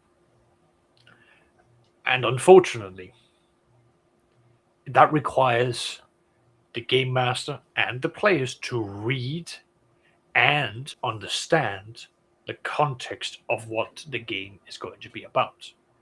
If there is a game set in Battletech, you do need to understand what the Battletech world is about so that you can go in and apply the aspects of the different clans and make your mechas in respect for that. Equally, if you were to pick up, if I were to pick up my Mental Barrison box and say, we are now playing Drow, and all of you are going to say, I'm a male Drow. You're a fucking slave. That's what you are. You are amazingly lucky to be alive if you are not, just average cannon fodder or breeding stock. Yes, Brian, I know that might be. No, I was going to say, look, I rebelled against the system and struck out on my own. And okay, decided... Dritz. Okay. Drizzt, you're not welcome here. Pretty too. Well, that was one of the problems is that everybody, like, Dritz actually, like, is a problem because of the fact that it's, everybody wants to be the exception to the rule. It's like, it's like that's one of the biggest problems with newer D&D is they're like, oh well, there's some dark elves that aren't evil. Yeah. And it's just like, No, they all are. This has been well established. It's an inherent thing, like that you originate from a culture, from a belief, from an environment that literally feeds into you like being evil. It's meant to be a thing that like if you want to play the dark elf and you want to like do the whole like, it would just be so much easier if we just murdered everyone here. Look, I know Australia is harsh, but you don't have to say it like that. And listen, I would love to actually do. do a what's it called, an Underdark campaign where it's like, "G'day, mate. It's a shame that you took the left turn here. It would be better if you took the right one. But heidi ho, here is some poisorino." As they all get stunned and they're left down. It's like, well, we do need something to divert the grill. Thank you very much for volunteering. As they are dragged in, hung upside down, stripped down. It's like, and we're now going to ring the bell. Ding, ding, ding, ding. The grill will be with you in a little bit. Tally ho. I don't know what my accent is. It was all over the place. I went from like terrible, stereotypical Aussie into Yankee into British explorer. You covered all the bases, except for probably South Africa, which is one that people often do instead of Australia, which is very funny. It is. It I don't know how. sounds a lot alike. I wouldn't say so. Not to us, it doesn't. I- And to the South Africans, it doesn't either. I get that, but it's To your ear. like the funny thing is like it's off, but it's not enough to accurately make a call. This is why when people speak to me, they go, "Are you Dutch? You sound like a Dutchman." I'm like, I don't think I do. I think I can hear a clear distinction between me and a Dutchman. Yes, But- there's more seething in your voice. Exactly. The Dutchman is a lot more like that. It's sort of like being brought out, but they also put down their V's like F's, like so. It's Victor. Ficta. I guess they are victims. They are indeed. They're swamp Germans. Swamp German.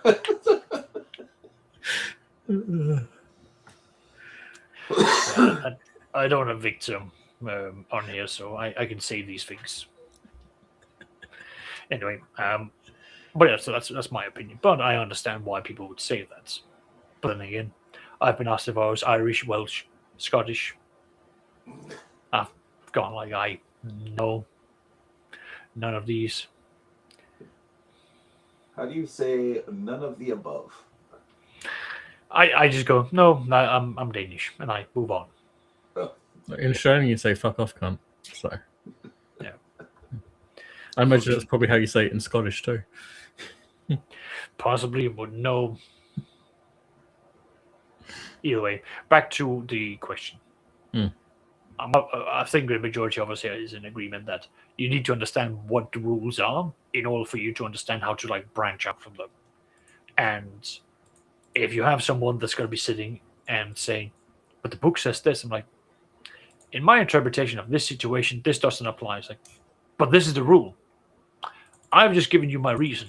Your reason can be ignored unless you can elaborate upon it. But this is the rule. You know you're not.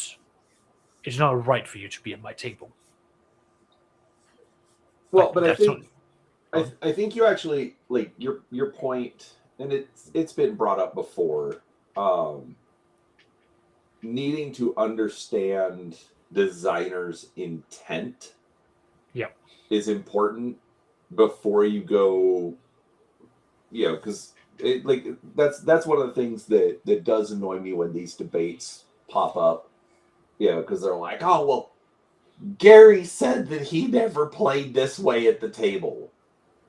It's like, okay, but he still sat there and came up with this rule set. He wasn't just randomly throwing things into the book, hoping it would work. Depends what point that design he was at. Was he in the stage? That's also fair, but point being, that the rules were put in for a reason. Yes, maybe early on, yeah, they were kind of throwing some stuff into the stew, hoping it would work. But, like between Basic and Holmes and Menzer and first edition AD&D, whatever, they were refining it, and they were saying, okay, no, this is how the rules are supposed to work together. So yeah, like, and any game that's going to come out in the 21st century is going to be play tested. That, okay, here are the rules that we made. Okay, this is going to work for our game system. So yeah, you have, if you're just going to start pulling it apart, you're going to pull other things apart from the system without realizing it. The thread that you pull is probably connected to 10 others. So yeah, understand what it is, why you're doing it. And yeah, there's nothing wrong with making a call that breaks the rules, if you understand why you're doing it. So anyways, there's my 2 cents. Yeah, no, I appreciate it. So Also, is your primary microphone the microphone in front of you? I don't know. Because you're sounding echoey. Probably not. Huh.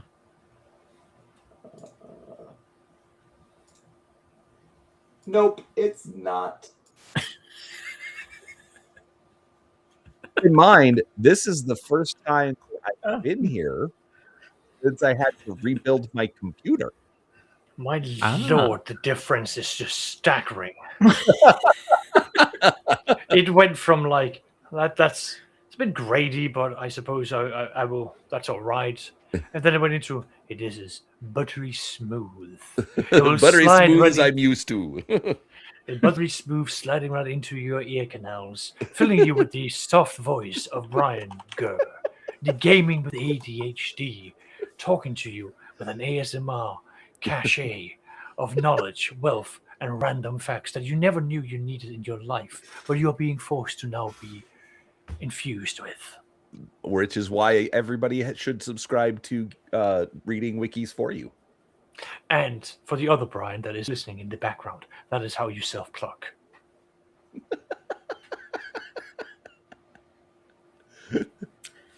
Oh, there's a callback to earlier in the conversation. Oh, he is in chat. I forgot to pull up chat. He had to go. Oh, sorry I missed you, Brian. So yeah, he left us with that conversation topic, and so we were trying to go through answering it from our perspectives and such. Which the whole time, Sax and I were like, he's going to like leave in the middle of asking the question. He's going to leave in the middle of asking the question. We're just waiting for him. No, he got through the entire question, and then when Sax seemed to start letting his guard down, that's when he left. Because of course he did.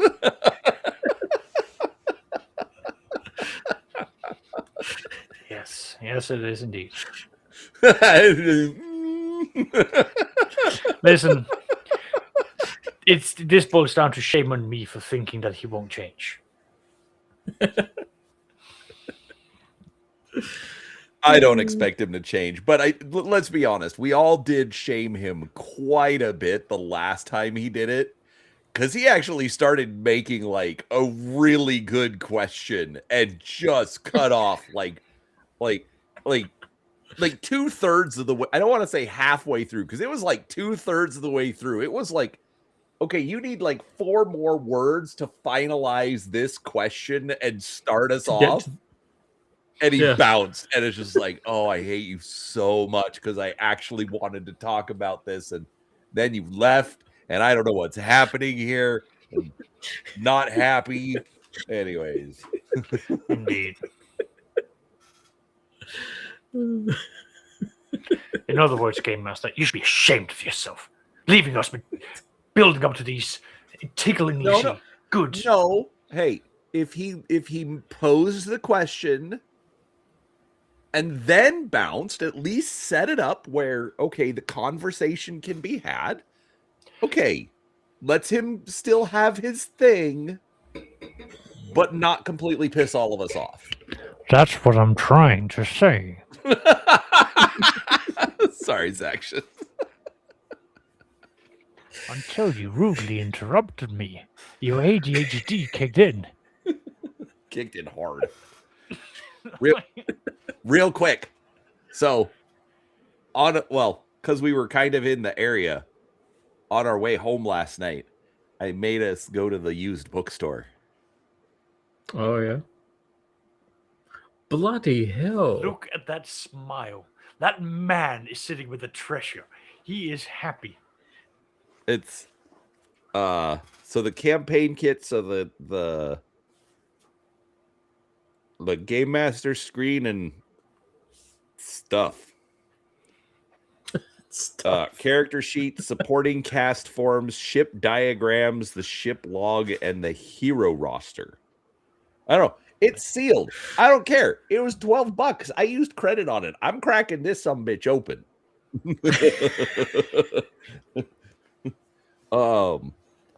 I got the Starships book. Ooh. Like this, like I was like, oh, it's gonna be a book about starships. No, it is not. What's it about? Well, okay, it does have a whole bunch of starships in it, obviously. Are there pictures too? I mean, sort of. Oh yes, it's like traveler style. Yeah, Yep. so it's kind of rough, but I mean, it's like, oh, here's a starship for you. But the expanding play chapter, systems of play, 3D vector combat. Be warned, a vector system is only for diehards. Be warned, the vector system is intended for players who have a passionate interest in representing space movement and combat with a wealth of accuracy. It's for those who think the visual system isn't realistic enough and only the ultimate in realism will do. The vector system requires a familiarity with, or at least a tolerance for, routine use of mathematics and multiple calculations. Brian, stop. Can only get so erect. I was waiting for that. Hey, if he wasn't going to say it, I was. Yeah. Oh, mind you, like the other night, like my group got built up in a frenzy because they're like, we're going shopping. That means we have to do math. That means we have to go through charts and look at the availability and score adjustments. Oh lordy. Hold on. I gotta, like, I haven't read it all, but like I've skimmed a bunch. Where is it? Yeah, using the vector system calls upon the use of a calculator with every round of action. Users of this system should know it requires a fair amount of labor to make it work. So like literally XYZ coordinates. Okay. Resolving range. Once you've determined a ship's acceleration and thus its new velocity for a phase, you should next determine the distance between the two ships. This determines if the ships are within short, medium, or long range of their weapons. The formula for determining the distance between any two objects in a 3-coordinate system is described in the following equation, where r equals range. R equals the square root of x1 minus x2 squared plus y1 minus y2 squared plus z1 minus z2 squared. Cool. All you need is an Excel sheet where you set this up. It'll calculate it for you. I mean, yeah, we can do that now, but remember, this was written in maybe 2001. We had calculators then. No, 1999. Yes, we had calculators, but we didn't have spreadsheets where you could just like, oh yeah, just call up the spreadsheet. Okay, pop this in. No, you had I 95 Excel. Okay. 99% of people did not. Even today, like think about it. Honestly, how many people do you know with a PC? I'm even going to give them a little. I know you have one. We're a bunch of giant nerds. I'm talking, look at literally the average household. How many do you know that like they have their phone and maybe a tablet, but they don't have a laptop? They don't have a PC. see. I'm on the other side because I can't think of anyone that doesn't have a laptop or a PC. One of my kids doesn't. Okay. Right. I mean, he'll use ours when he comes over sometimes, but for the most part, he doesn't use it. You know, there's a lot. So, anyways, I think yeah. Anyway, we're both anecdotal about our perceptions, but that's fine. Sure. I mean, is it say 60% of households at least? Probably, but I'm just saying there There's are enough for it to be noticeable. yeah, there's more than you would think. Because Sure. in ours, it's like, oh yeah, no, everybody has a computer, everybody has a laptop at least. But again, I don't think that is very much the case, and especially in 1999, it absolutely was not the case. So, anyway, which is disappointing because like you could buy the whole package of like Microsoft Windows Office back then. You didn't have to keep paying for it like a fucking shit. right, you just buy that license once and let it go. Yeah.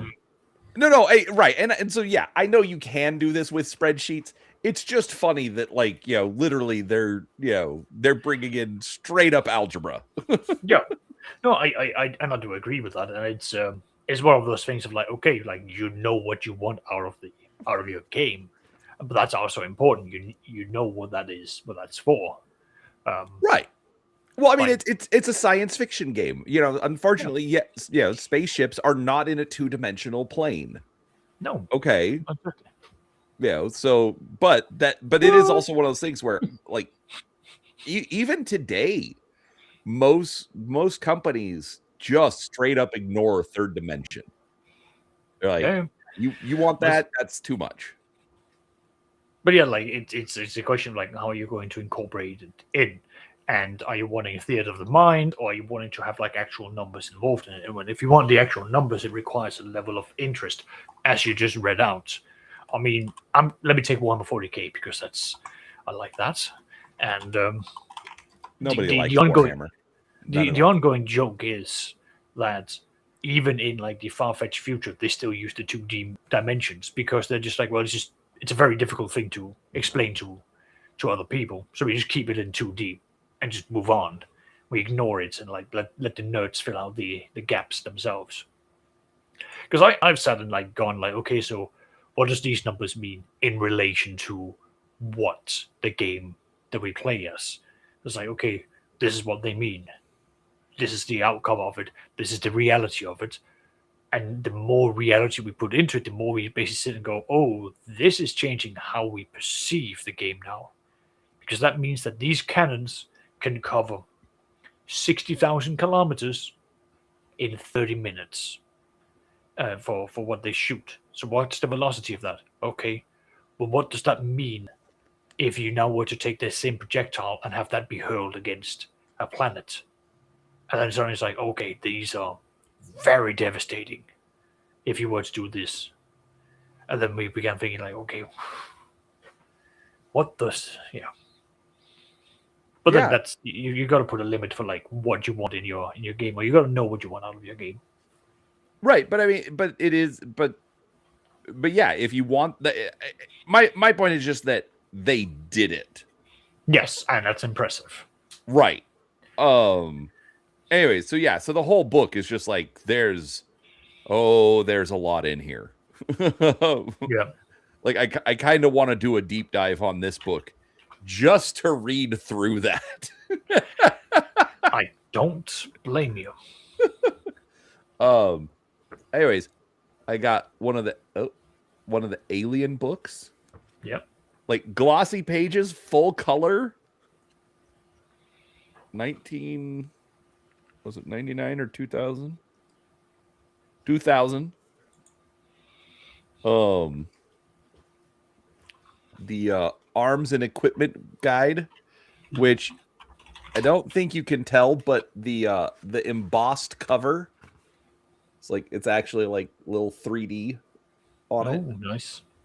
So not full color, but yeah, it's just lists of weapons and stuff.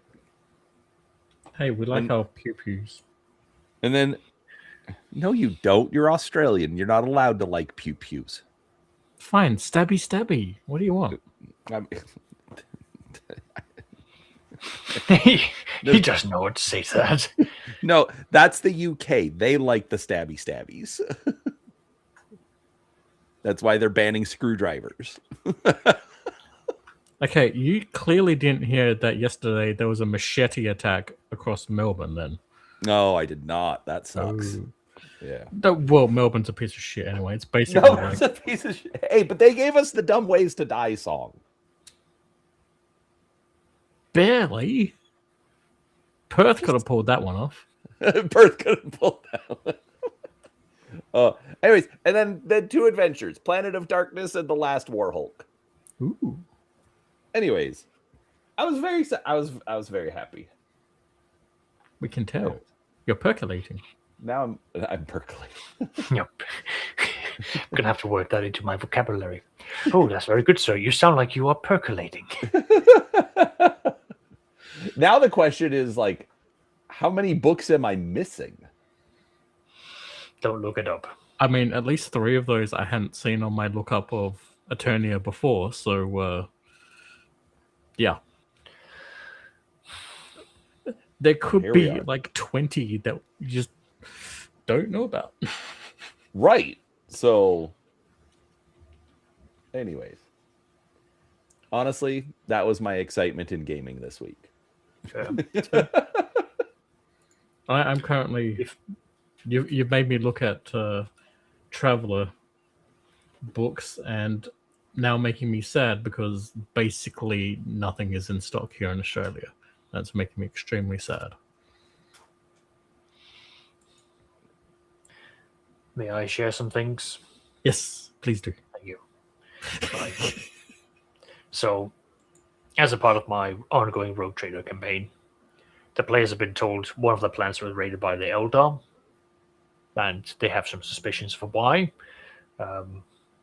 And one of the other planets they've been getting reports that there's an orc, like freebooter warband that's nearby in deep space, trying to find some form of prey. So they were basically saying, like, okay, well, we need a dedicated mercenary because we've got like the one ship that's an actual warship following us along, but we've got no defenses over our actual planets. So we might need to go and do that.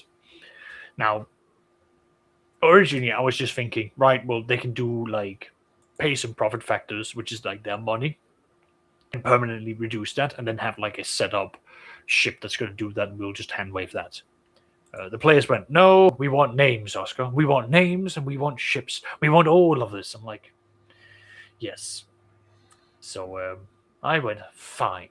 You want names? I will give you names. I'll give you everything. So I put something together for them. So I gave them basically a dossier of about 4 potential options, with like the 5th one being because the one of the members are a criminal. So the first one basically being your standard like cruiser, quite simple. He goes and he does protections. He's very much set up for that. He takes his job seriously. Every contract that he does then gets tattooed onto him. All that sort of like wonderful stuff, where he is basically being described as a guard dog. Now, I didn't want to just give the players like bullet points of like, here is what they have on their ships. So I built in the aspects that the players would learn through investigating.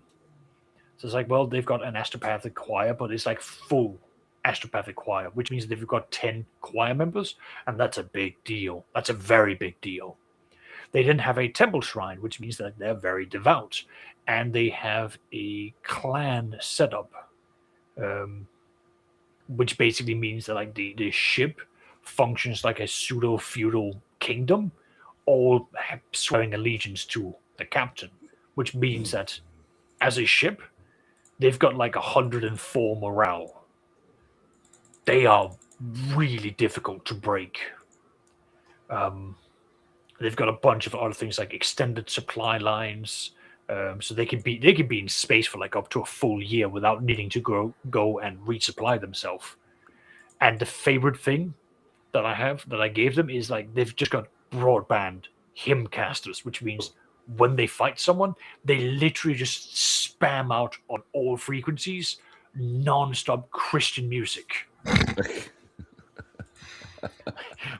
Which is a really big problem if you're trying to talk to one another. But for the enemy, they are scared because they're literally going, in the name of God, we are coming here, we're going to do this. So it's like, okay, we don't want to deal with them. They really... Go on. So it's a religious version of the Minmay defense then, from Macross. Yeah, exactly. So that's what they've got. And they've got like all sort of like setups that like actually makes them really good at spotting. Like they've got detection of 30, which means when they have to like do scans, on top of like rolling, well, this would technically be 40 across. So it'll be 40 plus 30. So it's already 70 plus like another 20. So it's like 90 or less to detect someone if you're hiding in space. Like they will find you. And they will stop you from doing anything. So that was the first one that they had. And then they had another one who was all about, like, basically fire, brimstone, and death. Where any contract that he took on is going to be, well, you're going to pay me for the actions. Like, you pay me to go and attack 3 targets, I will attack 3 targets. I will not do a 4th target for free. You have to pay me for that. And he likes to attack ships and set them on fire. Middle of space. Deplete them of oxygen. He has got, where did it go? Nobility's agony. He's got munitions, which literally means like when he do criticals, fires will start. He has literally built his entire ship to be a maze to confuse people. And he's got murder servitors. He literally has lobotomized people turned into cyborgs that he sends onto the enemy ship, and they just run amok. So some flayed ones. Yes, flayed ones, but Imperial flayed ones. Exactly, sanctioned flayed ones. So that's what they were given. Then you've got the Void Mistress Patience, who is flying a Tyrant-class war cruiser, so she is made for war. But she has an obsession that, during one of the campaigns she was a part of, a void creature literally flew up and bit into her ship and did a huge scar on it. And she renamed her ship from the Void's Patience to Dark Flame. But she comes decked to the nines to do void combat, planetary combat, and orbital domination.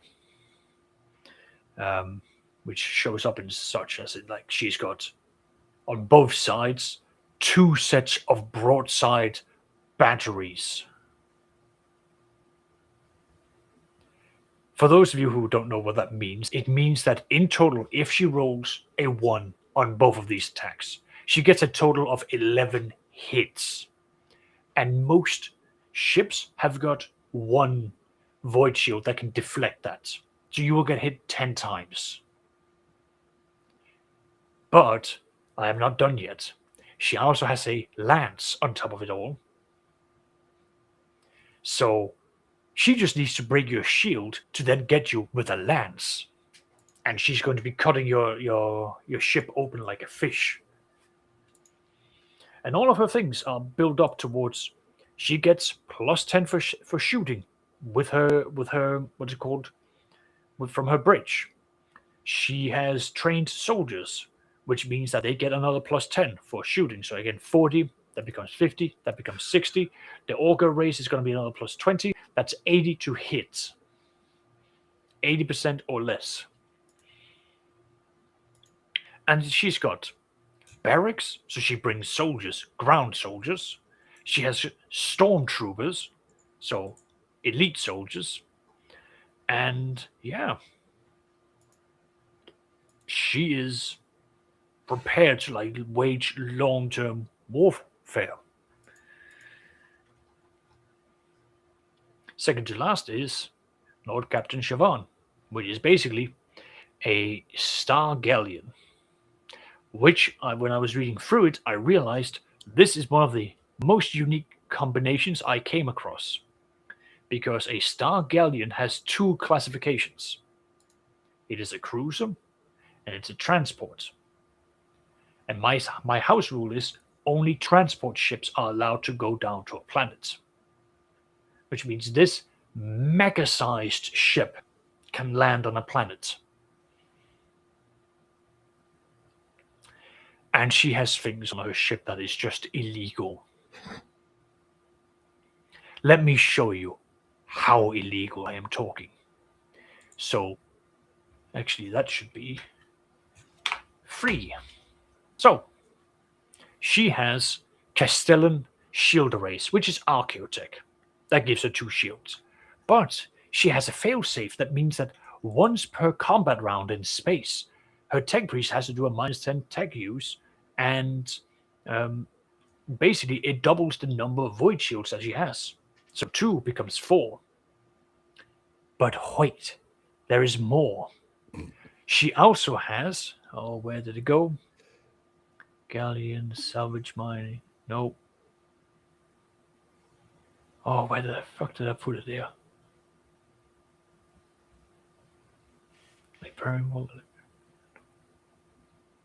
Oh, I can't find it now.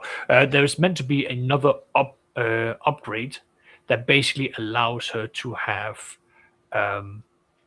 1 more shield, and that basically like pops in whenever like the main shield goes down. But because of the Castellan shield array, it means that she gets a total of 6 shields if she needs it. She can stop 6 shots in 1 turn. Jesus.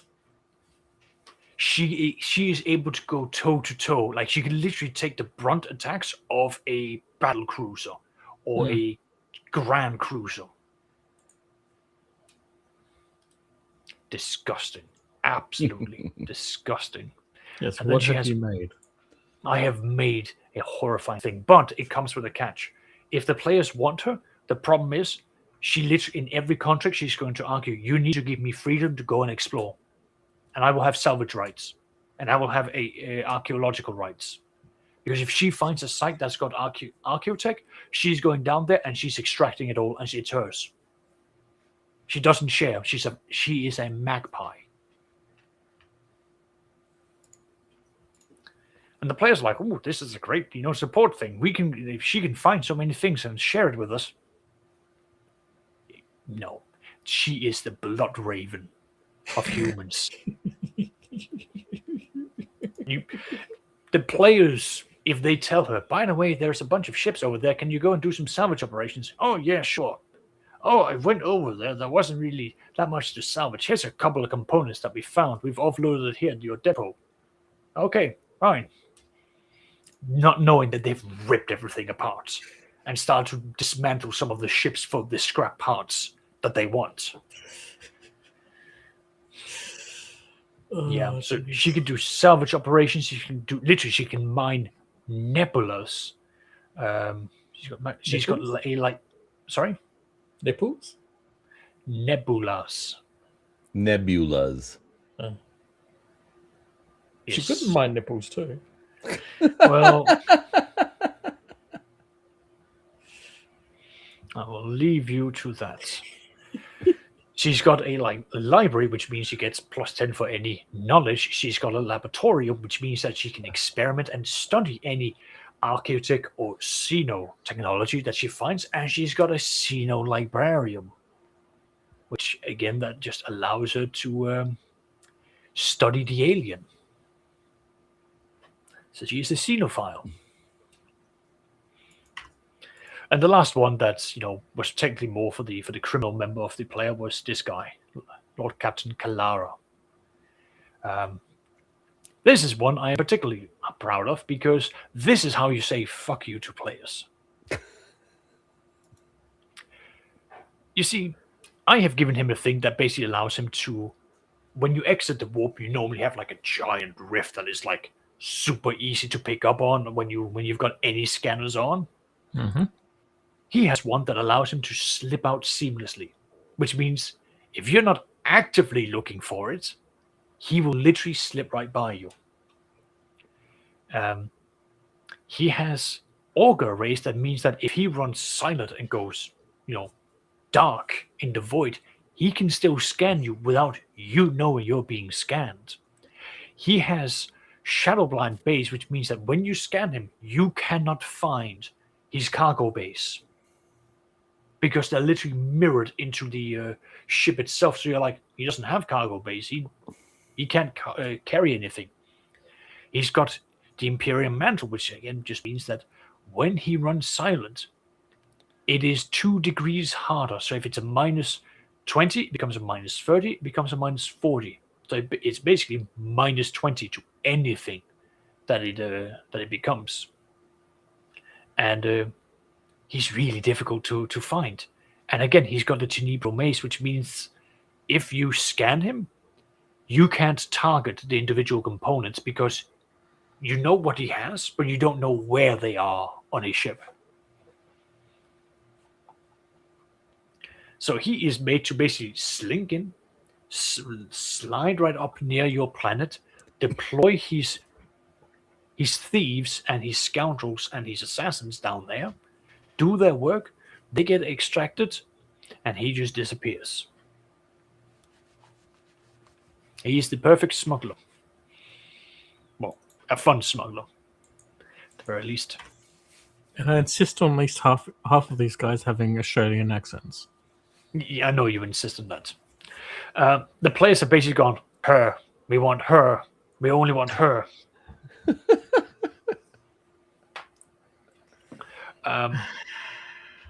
So I've given the players a hint that the Void Beast is in this region. So whether they've paid attention or not, that's up to them.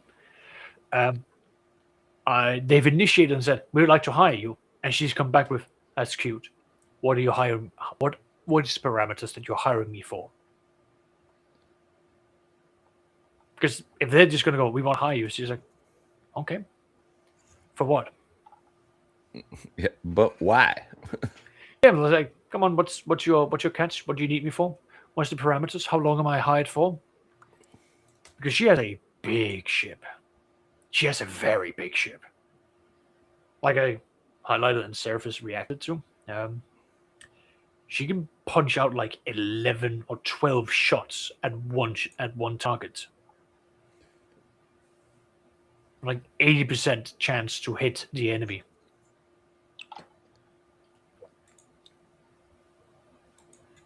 So yeah. She can say yes and no to contracts. So if the players are like, we just want to hire you to go and do guard duty, she's like, I think I can do better.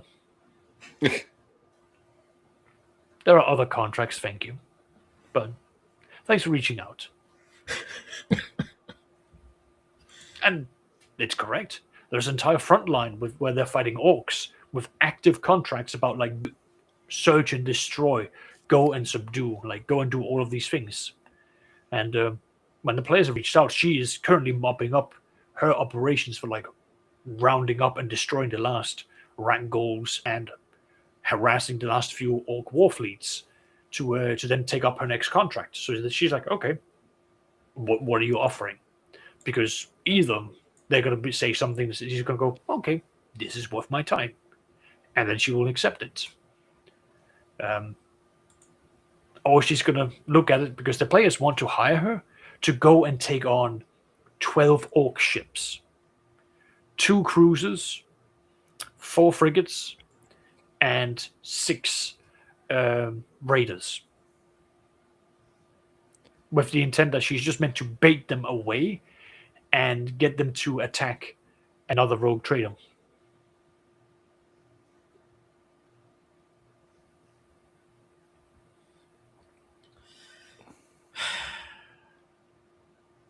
Your players are idiots. I listen. I understand their mentality of like, we're just going to hire someone to go and do this. We're going to have plausible deniability. The downside is, and let me get the exact method, the message that I sent to the captain.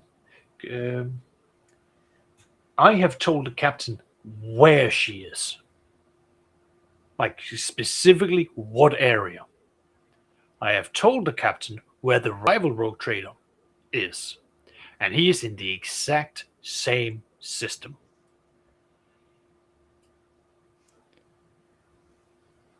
So if he openly says, "Here is what we need you to do," she will look at that and go, "Basically, I'm going to throw fire into a conflict, which will benefit me, but I'm also going to be burning some bridges with a more richer rogue trader house." So she can turn around and say, "You know what? I'm not interested, but thank you for the offer. This is a bit outside of my perimeter. I wish you the best of luck." And she could then sell that information to the rival rogue trader and go, "Here's a heads up. This is come my way. I've turned it down because this is political. This is not what I'm here to do. Or I'd much rather work with someone that provides consistent work in my line of working. It's not covert stuff."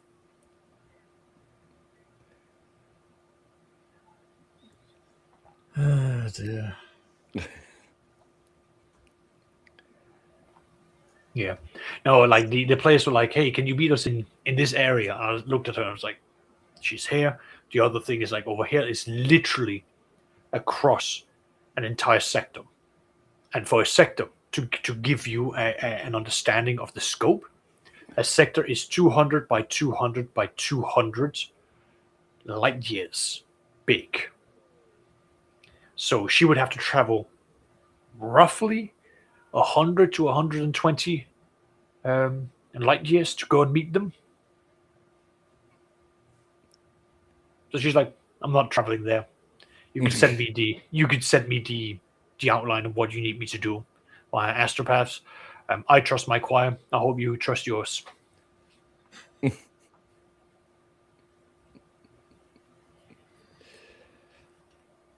So, in other words, you're making it easy on your players. I mean, I'm looking at it from the perspective of the mercenary. Why would they expend the resources to go for a meeting that's not a guaranteed contract? Because they haven't said what they want to do. That's fair. I'll read out to what they said. I'm going to skip the formalities, and they basically say, "We'd like to enter into a contract with you for the purpose of enlisting your services. The abilities and capabilities of what you have available very much align with what we currently desire during our mission to further establish House Salas in the sector. If required to engage in void combat, you can be expected to encounter, including but not limited to, Eldari or Eldar, orcs, and other human foes in the line of duty. Should this interest you, my house will ensure your work is well rewarded. We're currently en route to the other side, which is 120 light years away from them. If you wish to discuss terms, you may be able to find us in that location within the next 2 months. If you're unable to meet in this location, we can discuss an alternate location in order to meet for the purposes of business. I look forward to hearing from your reply." Fair enough. Saying that they're interested, they want to hire them. Here's what you might go up against. Super. Not a bad start. The response has been, "Enlighten me for this contract you're looking to enter into. What are your goals and objectives to be achieved? What deployments are you looking for? Void, planetary, or a combination?" Unfortunately, the Hyperbius system is too far away, as I am in the northern region of GA 996 in VB 581, which is an established void conflict zone. Having finished my engagement with the entrenched rat goals. If you can outline your requirements, we can establish a contract via astrotelepathic comms. And Lord Gonzalez, I must inform you the price for the Dark Flame is high, though I will bring an arsenal worthy of any war fleet, void, aerial, and ground troops to wage precision warfare. A price worth paying should your house not have directly invested in such components. Which, from my perspective, is fair enough. I'm bringing an actual full-fledged army. Void. So when I say Void, her ship, Ariel, she comes with combat patrols, like actual flyers that can go from space and down to the orbit to have aerial superiority. And ground troops, like actual soldiers and the special forces.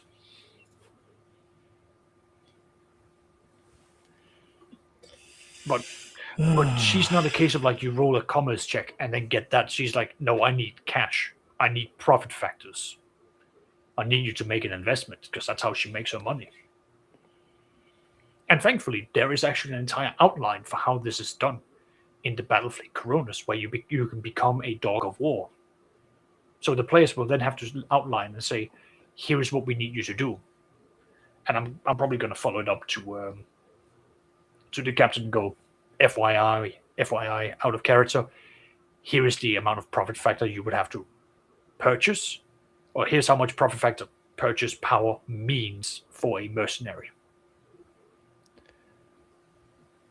So, non-in-game question: how, because you do your 40K game online, how much of it ends up being, like out of session play, like sending an email, as if it's like a this contract negotiation, so you guys can kind of do this stuff, while you're not sitting on stream or whatever. So anything that is not time sensitive and can be done between games is done via emails, chats, and the likes. So, for example, managing your planets. In game, that happens once every 3 months. And I refer to it as a cycle.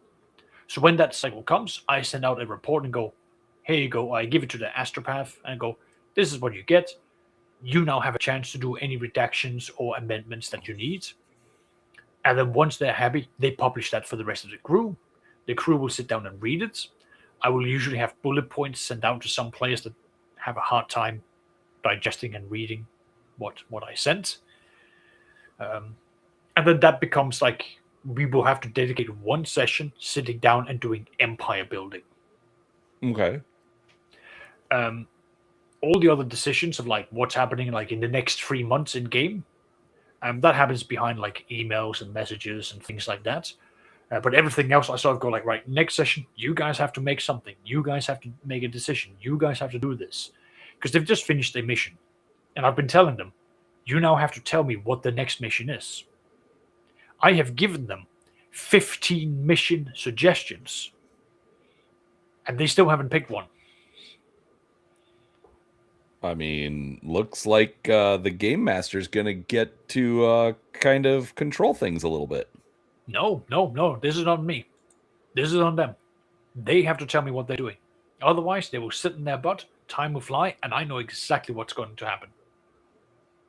No, that's what I mean, is like all of this bad stuff that Saxus has planned is going to happen. Because they weren't taking advantage of their time.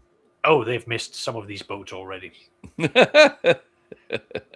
Their ally is about to go bankrupt. Because there's... That's not going to be good. No, it's not. It is really not. Like, let me share some of the good stuff. Let me share some of the really nice things I've done to line up. So, we all know what the navigators are in Warhammer. Is that right? Yes. Yeah. Mm-hmm. So, in this specific sector, I said, right, there's going to be 4 houses, and they're split in 2. So, like, it's 2 versus 2. It's a is like this stalemate between the two of them. Both sides have got like one major power and then a supporting house helping each other. On the one side is like the pro-imperials, and they're like imperials. Like they are oppressive. They bully the people beneath them. The navigator house there has basically gone, right, we work specifically for the sector's navy, which means any overt attacks against us is an attack against the Imperium. So you can't really do anything to touch them physically. So you have to be more proxy.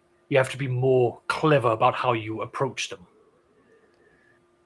The other side is led by a group of people that basically, the richer ones, the one with the Navy contract, basically went, well, we don't like you. We as a house, we despise what you are. We are going to bully you. We can't extinguish you because all of our requests to have your house struck has been shut down. So we're just going to pick on you and force you to be on the highest tax grade that we can put you on. And they've pushed them out towards the edges of the sector, where they are now having to live like renegades and work with pirates and everything else. But they've eventually established the Trade Federation, where they're like, we are making money. We're making a lot of money. And how are we doing that? We are not paying our taxes. Because the other house has basically said, we won't pay taxes to tyrants. We'll pay taxes to the Imperium, but the Imperium has to send a third party to come and collect it. And that has to be someone that we know is third party and is not affiliated with the people that are bullying us into extinction. So that's the two sides. Now, the one who had the Navy contract, because there's been 200 years of like warp storm and intense war happening, they've lost a lot of power and influence. And the other side, because there's been 200 years of no one's been bullying them, they've been able to reinvest their taxes into their own economy, driving their wealth and influence up. They're like, hey, we're on top of the world. Our plan is that we are going to go, now that the Imperium has returned, we want to buy our enemies' debt. And we now want to put the highest interest on them and price them out of the sector. Any questions so far? Nope. Nope. Cool. Now, I said that there was a rival rogue trader that's arrived.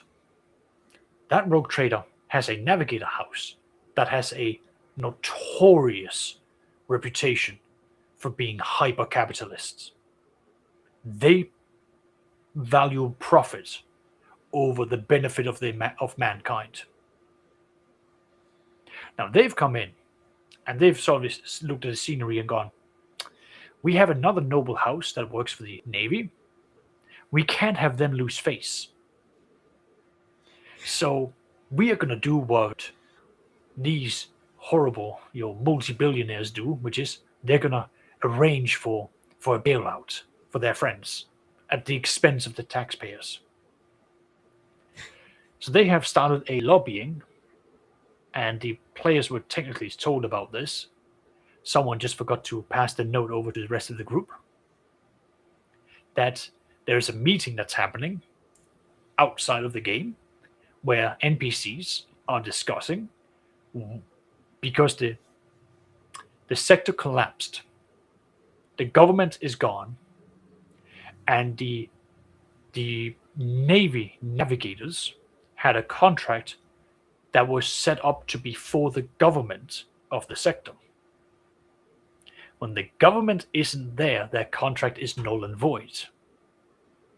So the rogue trader is trying to position them so that they can just leave, not losing face, avoiding the tax burden that they can't technically have, and since their enemy is wanting to basically buy out, this tax thing,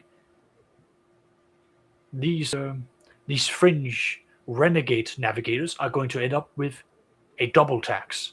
They will have two debts that's going to be falling upon them.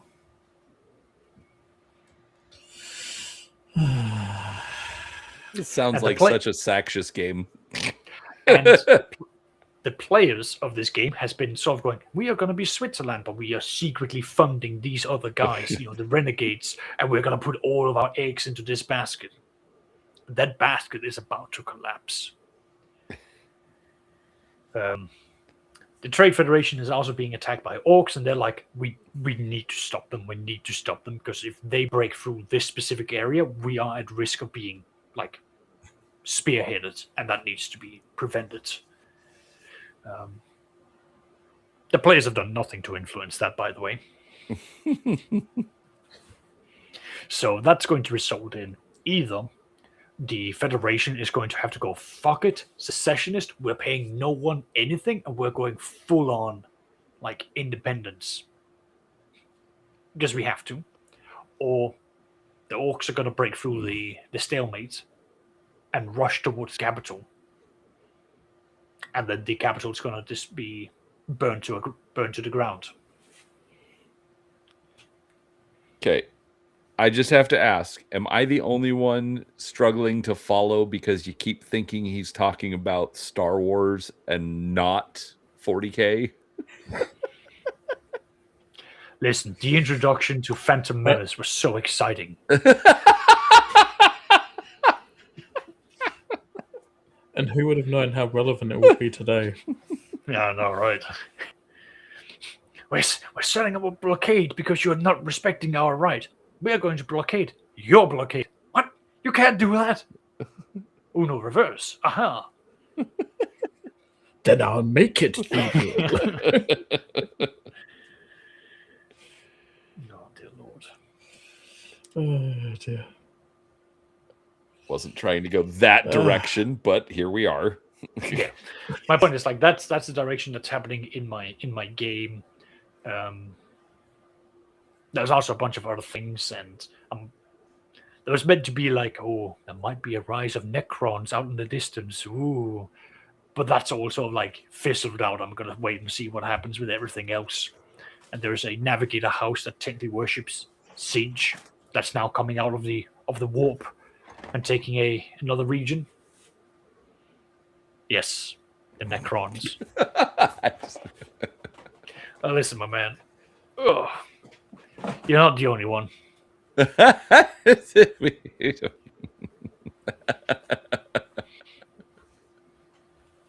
Sorry. Oh yeah, that's my Saturday game, and then tonight is going to be my Call of Cthulhu game. That's going to start out, where they're going to go to the Kingdom of Bhutan to rob it in the name of science, technology, and the British Museum. And the British, which is going to be interesting. I've already sort of like outlined everything, and I went a little bit nuts. I may have crossed the line, Brian. May? I may. You imply that there's a chance you haven't. Well, it depends on your perception of what may or may not be too much. It's use actress. It's never enough. Well, I think I hit the sweet spot, but we'll see. I'm quickly getting Foundry opened up, and I can show you. I can show you what I've done, Brian. I can't be the only one that's going to be excited by this. Hey, I'll be honest. I'm a fan of the British Museum, just not on a Saturday in September when it's in a heat wave. Dear Lord. Understandable. Very understandable. Oh dear, where did I? Here we go. Right, so share, Windows, Foundry.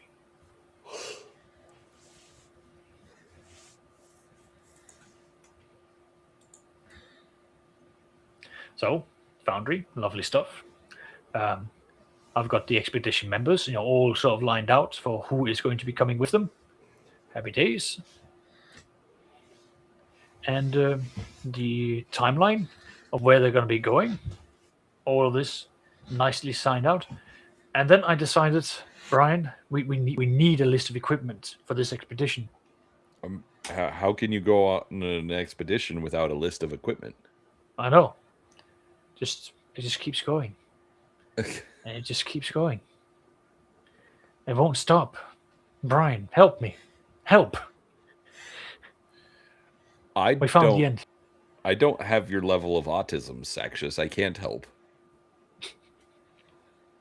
But yeah, so I've got anywhere from navigation and survey, instruments, shelter, cooking provisions, medical supplies, clothing, field tools, firearms, and weapons, which some of the players are going to be like, oh, joy.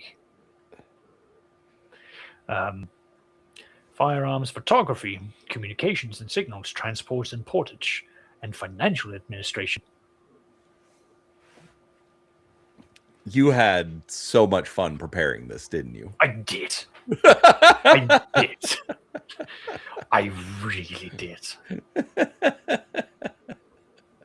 I just need to sit down and now do like human characters they're going to be engaging with.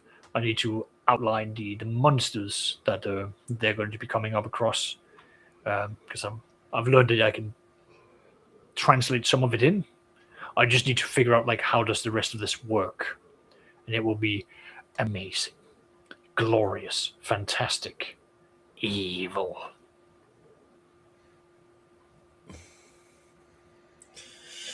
Oh dear. I've had a lot of fun with this. And more importantly, I've also learned how I can basically move things around. There we are.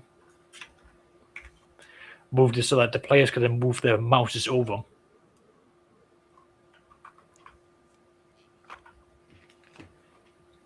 Oh, yes, it's just that way. Sorry, I'm getting used to the controls here. So they can see each other's artwork, but they hover over it. It's been great. I swear it's normal, that I'm normal. You're normal enough for us, Saxious. Oh, you won't get anything else. Not that we would expect anything else.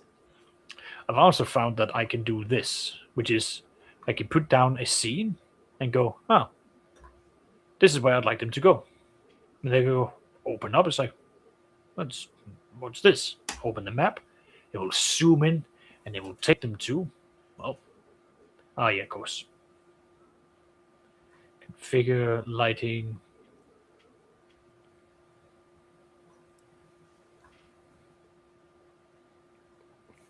Ah, it's not taking me there. It's meant to be taking them here then. I'll have to test it out a bit more. But it's meant to then allow for people to go in and then you've got scenes or like places that the players can go, oh, I'd like to go and see what's in here. Zoom in onto that and it's meant to open up for where it goes to, which is meant to be this place. Either way, I'll get that to work out. Yeah. Wow. That's fancy. It is. I'm very happy about that.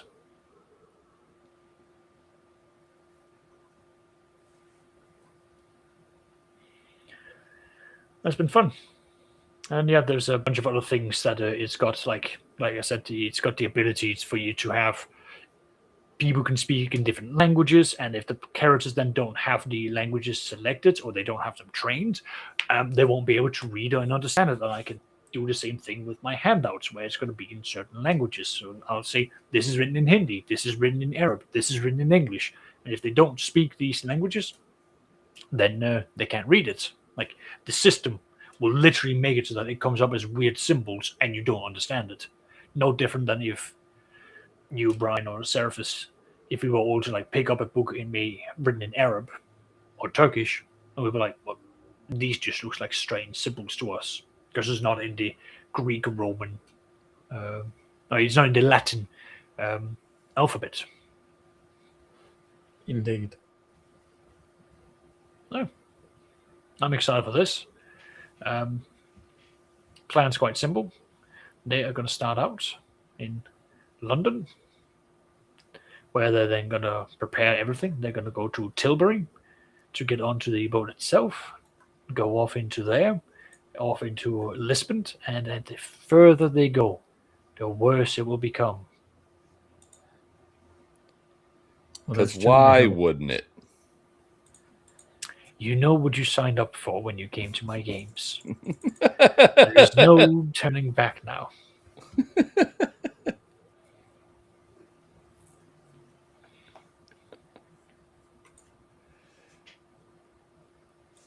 to go through and fix some of these. I don't like that it's got squares. Either way, that's me. That's what I'm up to. These are the horrors that the players will be subjected to. I regret nothing. I don't know why you would.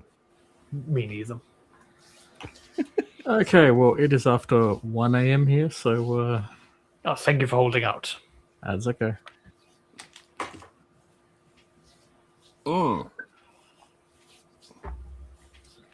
Did go have a nice sleep? I don't know. That's had me in 5 something. hours. Right. All right. That's- Well, that's been the stream, and yeah. Any final words from anyone?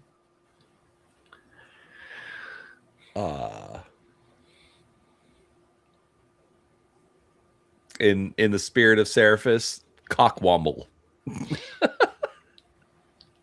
It's more British. I just said in the spirit of.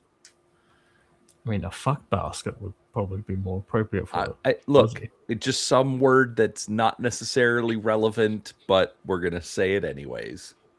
Seems a If little your game inappropriate. If your game master is not going to terrorize your players, no one will.